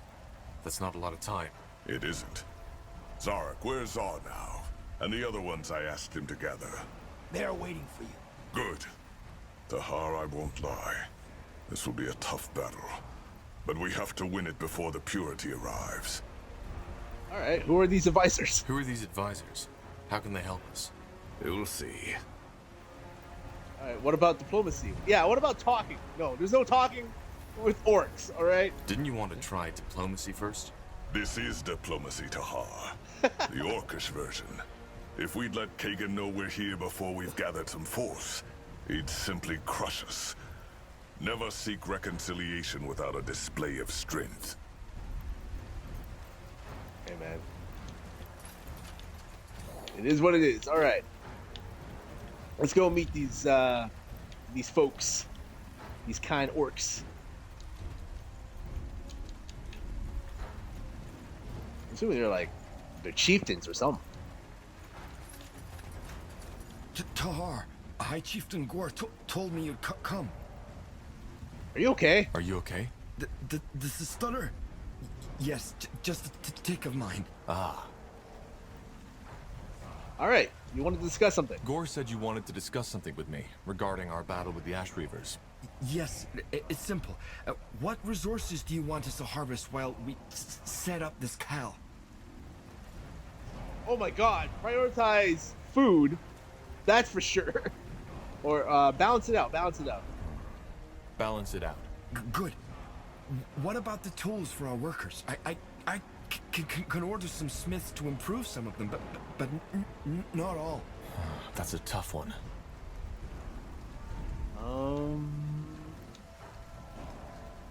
Woodcutters, hunters, yeah. Get our hunters some better bows. The more food we have at hand, the faster we can expand. Understood. Have you spoken with the other advisors already? If not, you should do it now. Stay safe, Tahar. All right, let's talk to this guy. The Shaper Child, and so we meet again. How do you know? How do you know about this? Because Gore told me. Also, I already sensed there was something different about you when we first met. But don't worry, most of us don't. They all know something happened to you inside that dungeon, but not what exactly. Though your new powers certainly invite speculation. I guess they do. So, All right, you wanted to talk tactics. you wanted to talk tactics. Tactics? Yes. I suppose you could call it that. This altar here, it has been in Bargagor for as long as we orcs have existed. To put it short, it's a gateway to Zarek's powers. If you know how to harness it, which I do, and I want to bless you with it. So, there are 2 blessings I can bestow upon you. The first one will allow you to call down fire from the sky, which we can directly aim against Kagan's troops. The second one is a blessing that will allow you to use the altar's power, to put some of Zarek's fire into our fighters' blood, which will make them strong. Very strong. Definitely the blessing, because like I have powers that could well, I have the freeze one, but you know what, I'll choose the blessing. Our fighters can use all the blessings they can get. Let's go with that. Agreed. Then step back. This won't be easy.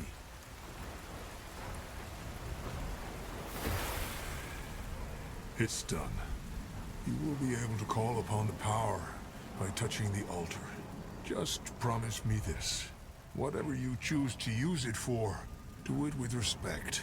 I will, Elder Zilrach. Thank you. No, Tahar. If there's anyone who owes thanks, it's me.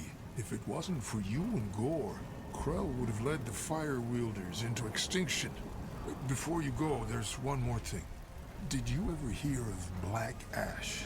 Yeah, it's what you orcs use for your special tricks, isn't it? Just like we humans use Arya.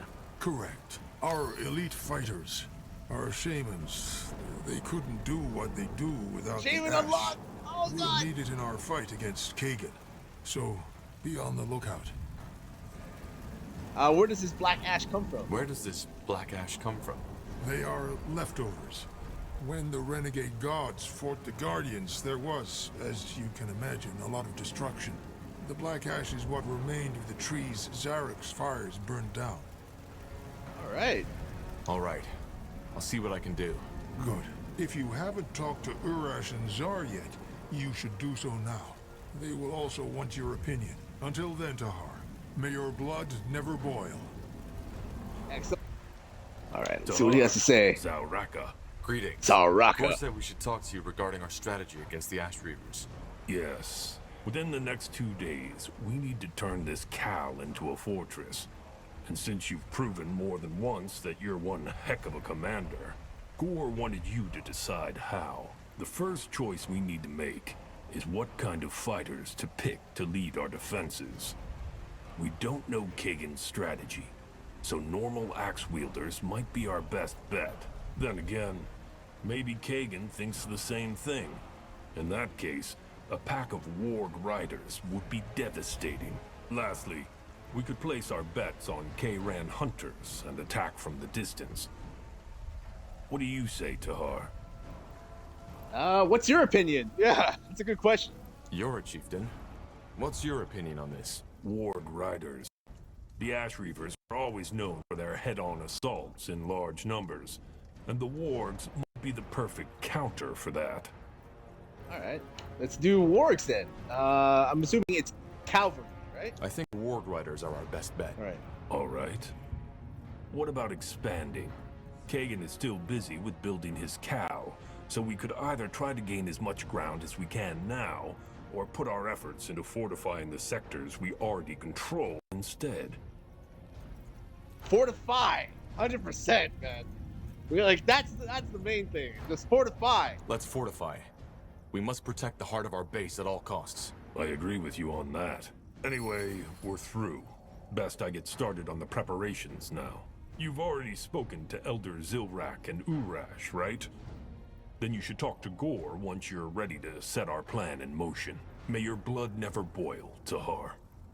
I'll see you on the battlefield. Alrighty.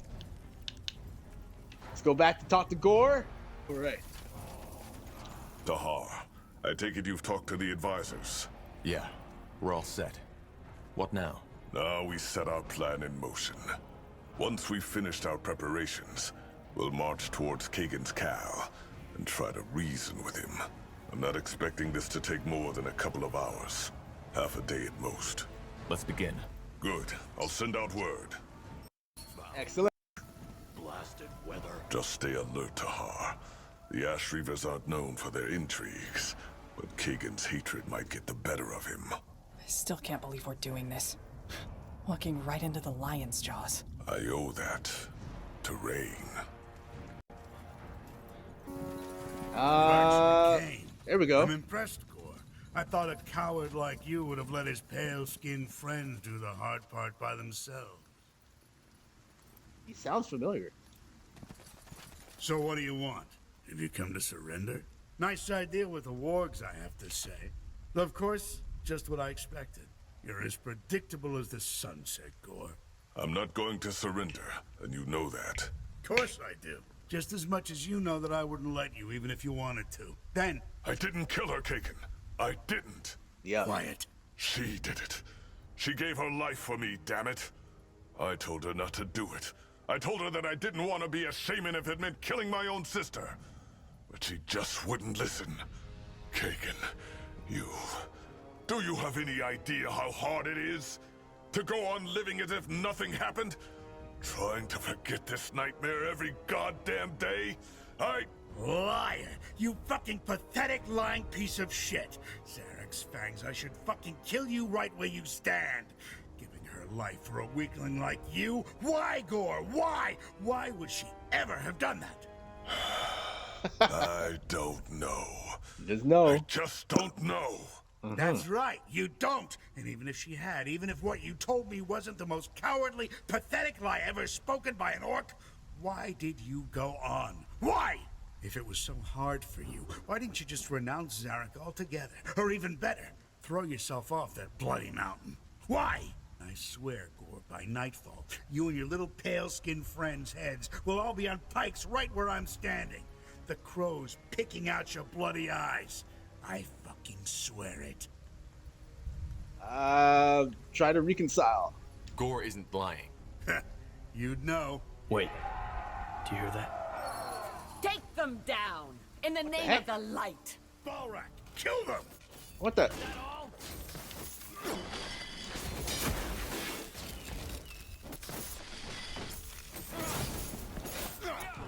You repent.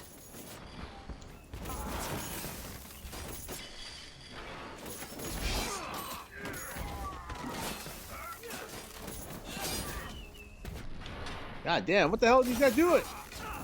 Are we not on the same side here? These you guys part of the purity of light?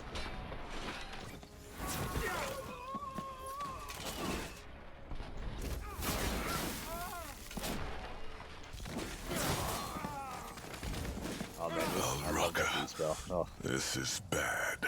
Why in blazes is the purity here? I thought they were still a 2-day march away. Huh. Interesting. Alraka, this is bad. Why in blazes is the purity here? I thought they were still a 2-day march away. Yeah, you said that. They weren't. They couldn't have picked a worse time. Now both the Purity and the Ash Reavers will try to destroy us. So that's I guess great. Negotiating with the Ash Reavers is off the table. I don't know. There needs to be a way to convince him. There must be. How? How? He doesn't believe you, Gore. I know. Maybe. Yes. Yes, that could work. If we take out the Purity first, then Kagan might be forced to cooperate. Forced? Why? For the same reason we beat Krell. Orcs, the Ash Reavers more than any other tribe, respect strength. If we show them how we crush the enemy before Kagan does, they might lay down their arms as a sign of respect. And then? And then? Kagan still won't forgive you. Maybe not, but I have to try. Alright. Sounds shaky. Lay down their arms as a sign of respect? Sorry, Gore, but that plan sounds shaky at best. Kagan wants us dead, and his warriors know it. Yes, Tahar. I know for heck's sake. But this is the only option we have. Though you're the commander, if you think there's no other way than to kill Kagan, fine. We'll do it your way. But whatever we do, we need to do it now. I'll think on it. Alright. Alright, so optional, make peace with Kagan by destroying the purity first. Tahar, you have a moment? What is it? I think I have an idea. It may sound crazy, but it could help us immeasurably. Ever heard of the term Zarek Nar? Isn't that some kind of demon? Yeah. They're also called tribe eaters. A huge and dangerous kind of demon. The orcs believe Zarek Nar are sent by Zarek himself once a tribe has become weak. Lost to the struggle. That's nonsense, though. Zaragnar are woken by strong magic, sometimes by earthquakes. I see. What about it, though? Well, long story short, there's one nearby. And I think I could wake it. It'll take me some time, and I probably can't control it forever, but I can send it on to Kagan and the Purity first. It will be quite the show. Wow, it sounds too dangerous, but yeah. That's too dangerous. Demons shouldn't be toyed around with. I kind of expected you to say that. You're too tame sometimes, you know that? But fine, I did my part. Now it's all up to you. No risk, no fun. Oh gosh, no! Maybe I should have done that. Chieftain. Maybe I should have done that. Oh man, control a demon? Maybe. Gosh, but you never know. But I made that decision. To say no, and I gotta stick with it. All right, let's see. Wow. Reason? No, we can't reason.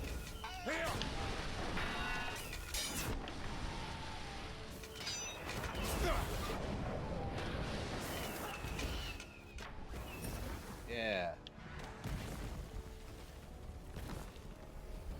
Alright, let's get out of here. Pale Skin. Are you High Chieftain Gore's Pale Skin? Probably. Who are you? Keshtar from the Fleshkin tribe. We were near and heard the sounds of the battle. Those white soldiers you're fighting, they are our enemies too. We want to help. Zal Raka, Kesh. Yes, your help is more than welcome. But you should know the purity isn't only... The Ash Reavers. I know. And I also know the only reason for this battle is Kagan's hatred. We will help you. War Troll unlocked! Oh my god! Oh my god. I can't believe it. Really? Yo! War Trolls, baby. Oh! Alright, let's head up. Let's head on up. Alright, let's take over this space first. Victory. Oh man, those war trolls would have been so useful. So useful. I'm telling you.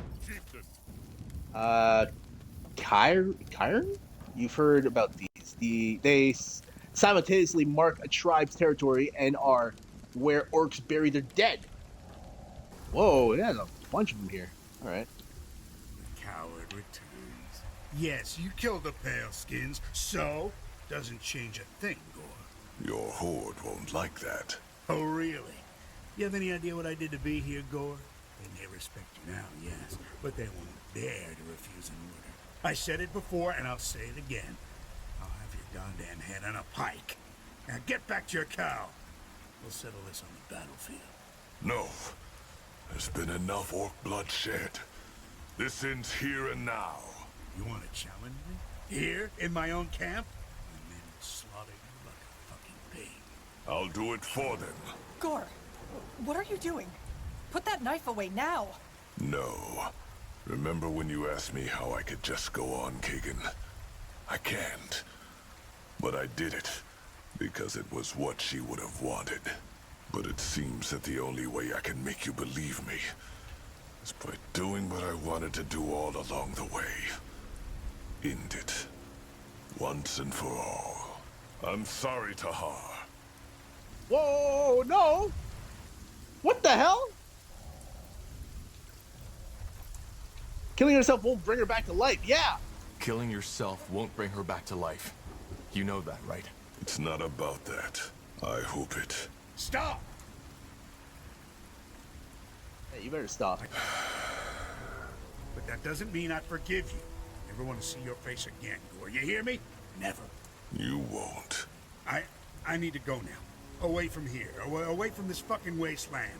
What you want to my tribe, I don't care anymore. Strength, wisdom, it's all bullshit. Zarek doesn't care about us. None of the Guardians do. And now they're gone. The White Robe's got at least that much right. Zalraka, Gore. May you find your peace. Barak.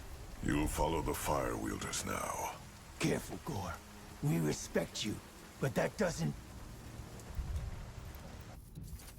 Barak. You'll follow the Fire Wielders now. Careful, Gore. We respect you, but that doesn't... You have 3 options. Number 1, fight us here and die.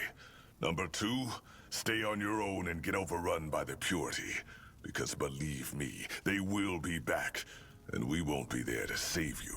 Or number 3, join forces with us, and become part of the biggest horde this land has seen for centuries. The choice is yours. I can't make that decision alone. Go back to your Cal, Gore of the Fire Wielders. We will inform you of our decision. Do you think they'll join us? Yeah, they will. Good. Then let's get back to our Cal and wait for their decision. All right. Before I gotta take over all these other bases. Nah, I don't need to. Fire Wielders and Ash Reavers, the battle is over. Not only did Gore show strength by destroying the White Robed, he also showed wisdom by convincing your chieftain, Kagan of the Ash Reavers, to end this battle before more of our kin died.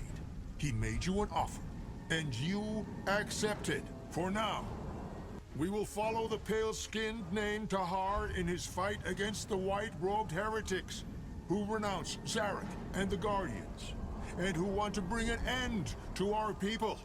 Afterwards, our army will roam the mountains of Bargagor like no other tribe ever did before. Stronger than the Fleshkins, stronger than the Moonskinned, stronger than the Mudfangs. A people united in strength and wisdom alike. The Ash Reavers and the Fire Wielders united. Yeah. I never thought I'd live to see the day. You don't sound too happy. Oh, I am. I just feel strange. All this, I never imagined I'd one day be a leader. I only did what was necessary. And now here I am. You deserve it. You deserve it. Yeah, maybe. Well, let's head back to Mullendeer. We can talk there if you want to. Nice. Wow, that's it. I'm gonna sell this one anyway. All right, cool. So here we are again. At least with the Bloodburn gone, the undead should be less of a problem now. What do you mean?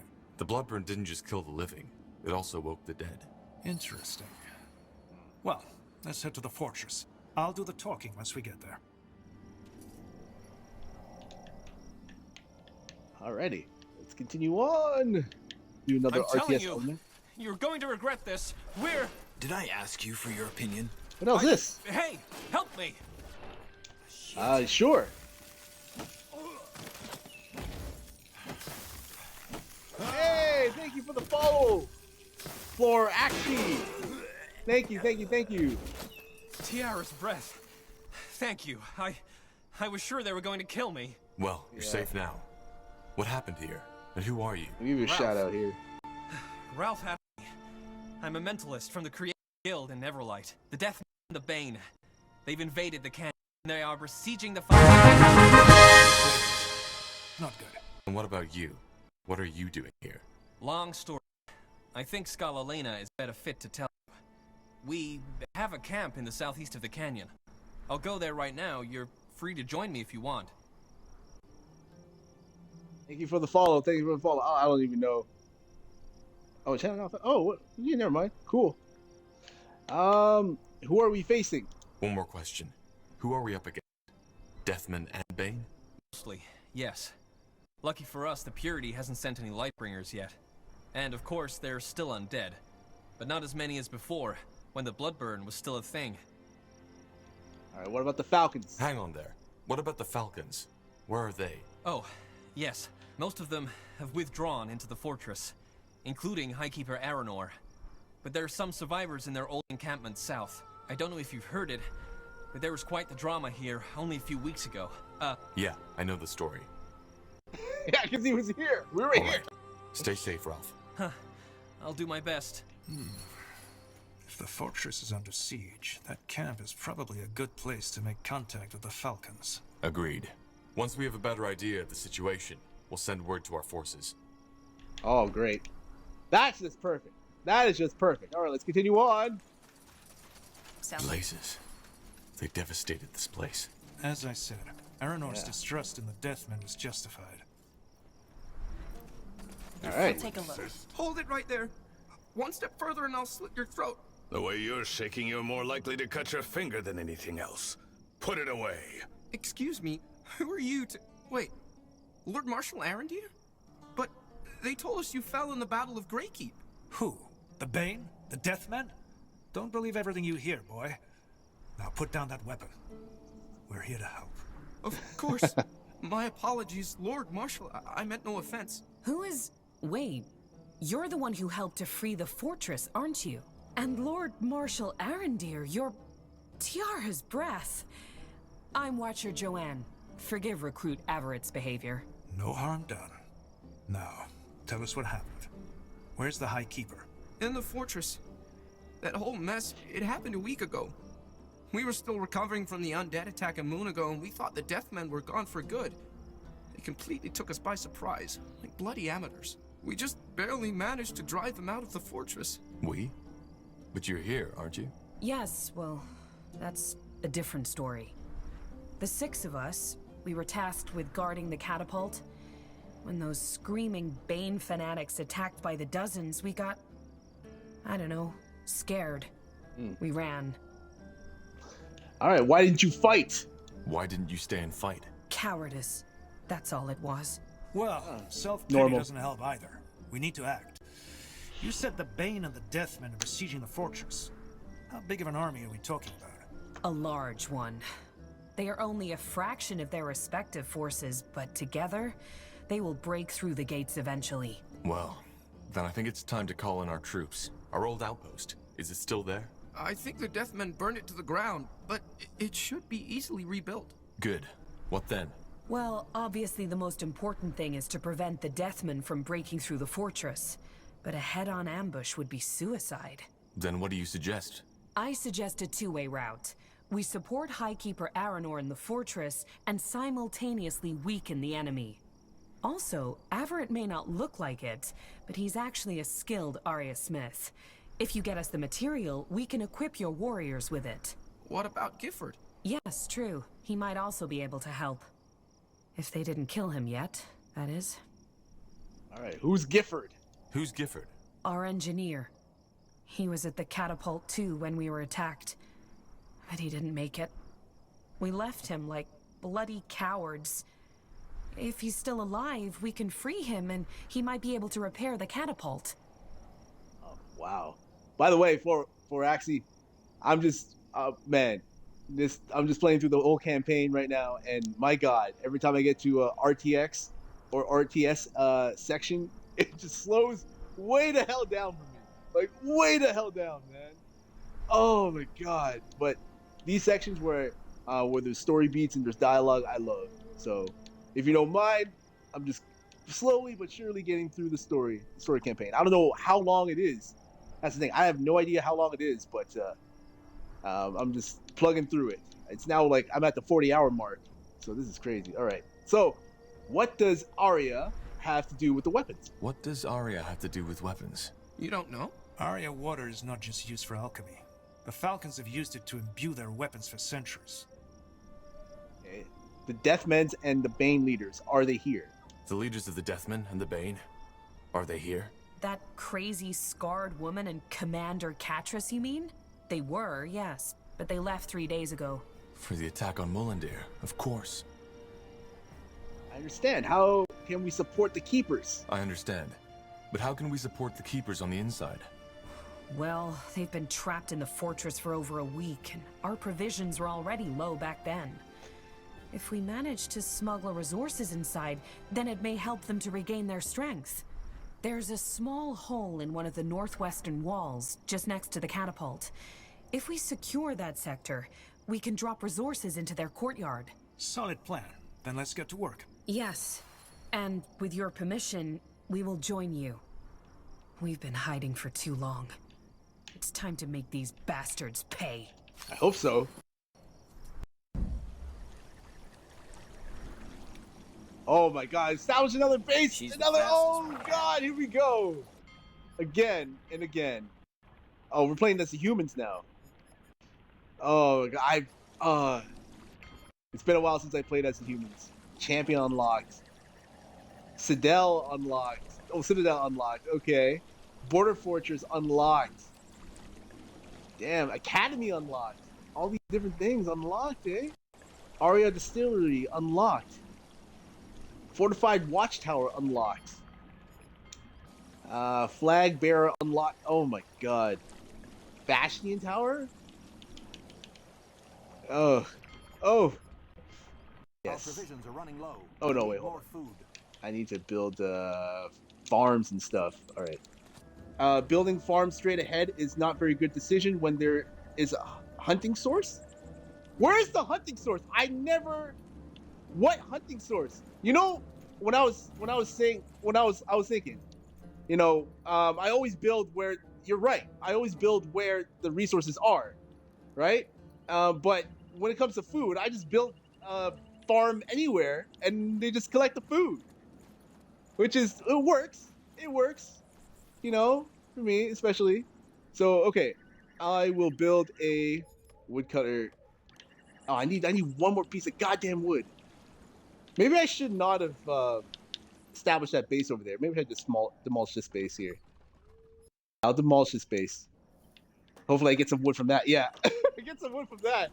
I need to gather wood before I do anything. I gotta be smart. So, why are you and these mages here? Simply because we want to make a difference. I'm Lena, second scholar of the Creators Guild. Or what that is. I guess they crossed out my title after I left. So why exactly are we here in Aeonir's Blade? That's a story to fill books with, but I'll make it short.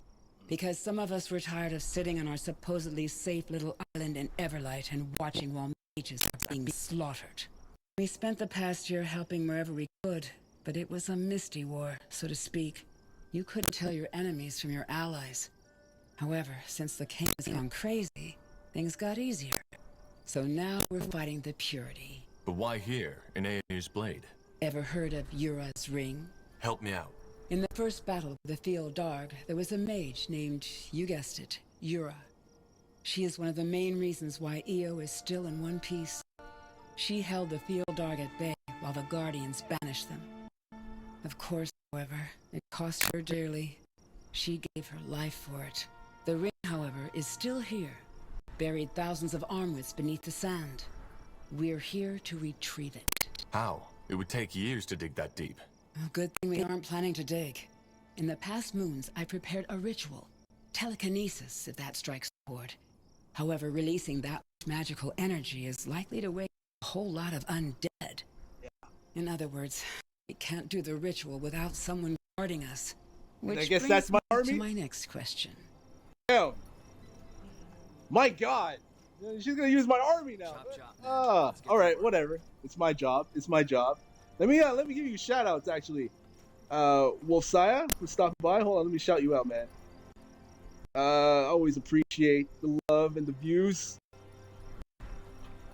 Oh, you're playing Diablo Immortal. I got into it maybe for about, I'd say like a good weekend, and then found out it was too grindy and I can't support Blizzard's practices when it comes to how they handle their how do I say, microtransactions. So I just said to myself, I'm not gonna play Diablo Immortal anymore, and I'm just gonna not support it, delete it off my phone after one weekend. But fun. It's fun. I prefer. I want to. I can't wait for Diablo 4. That's the one. Oh man, I can't wait for that. That's the one. That is the one I am waiting for. Obviously I played Diablo 3. But when you play Diablo Immortal, it's like playing Diablo 3. It literally is. You know, going from Diablo 2 to Diablo 3 was a shock. Because Diablo 2 was really just gothic. It was really medieval. You know? But going from Diablo 2 to Diablo 3, I don't know, something was off about it, you know? Something was too cartoony for me. Yeah, I tried it because a friend was playing it. I didn't like it a lot. Yeah, right?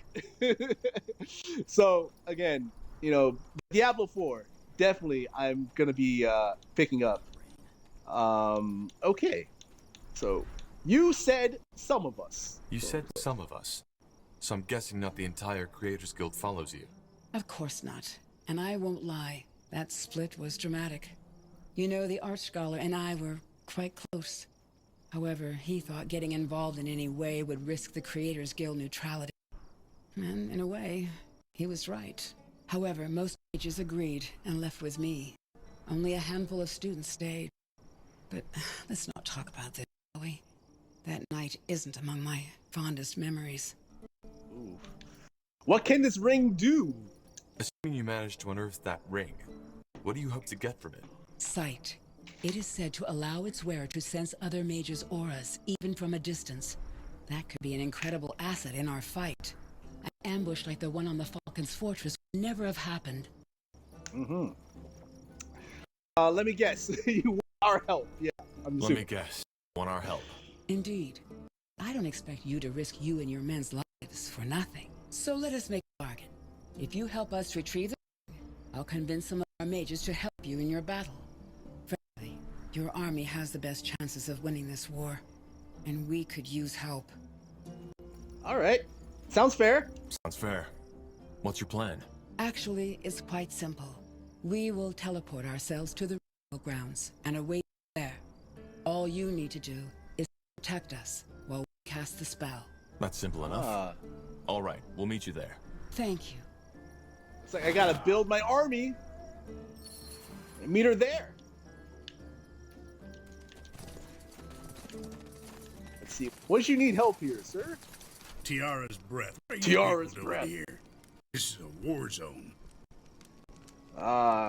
Even though most characters are batshit insane in the base game, pretty sure that you will love expansions too. That yes, I will. But after finishing the main campaign of this, I will take a break from Spellforce for a bit because this is high fantasy, man. High fantasy games are just mind blowing. You know, there's a lot of lore, there's a lot of explanations, a lot of characters. It blows my mind. And again, I've never been a Dungeons and Dragons type of guy. I've played it, but I've never been Lord of the Rings type of guy. I've never been like that. I was more cyberpunk.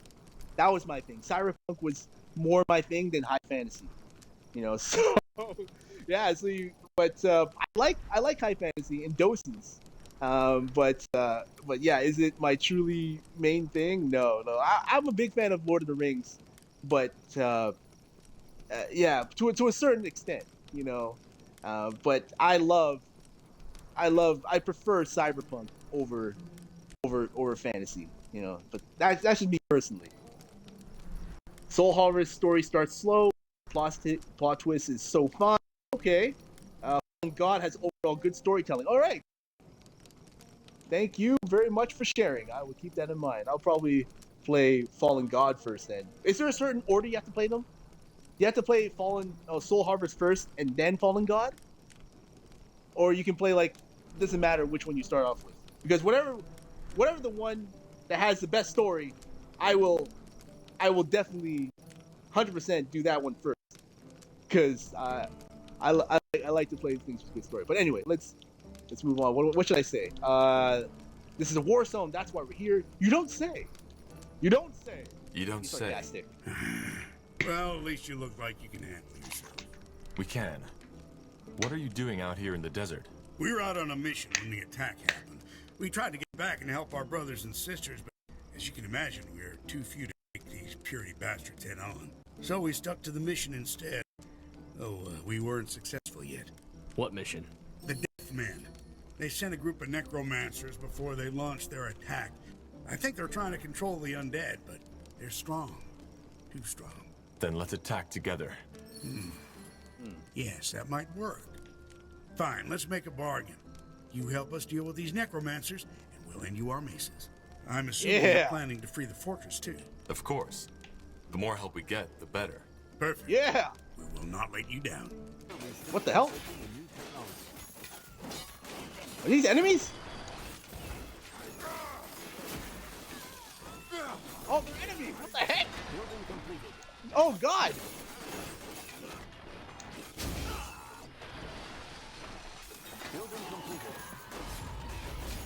Damn it! I need healing.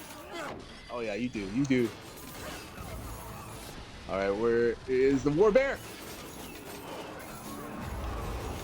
Get him! Get him! Pathetic.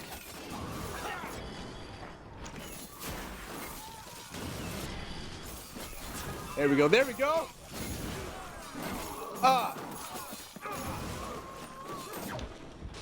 Yeah, yeah, yeah. Yeah. Yeah, baby. All right. You got it. Now that's done.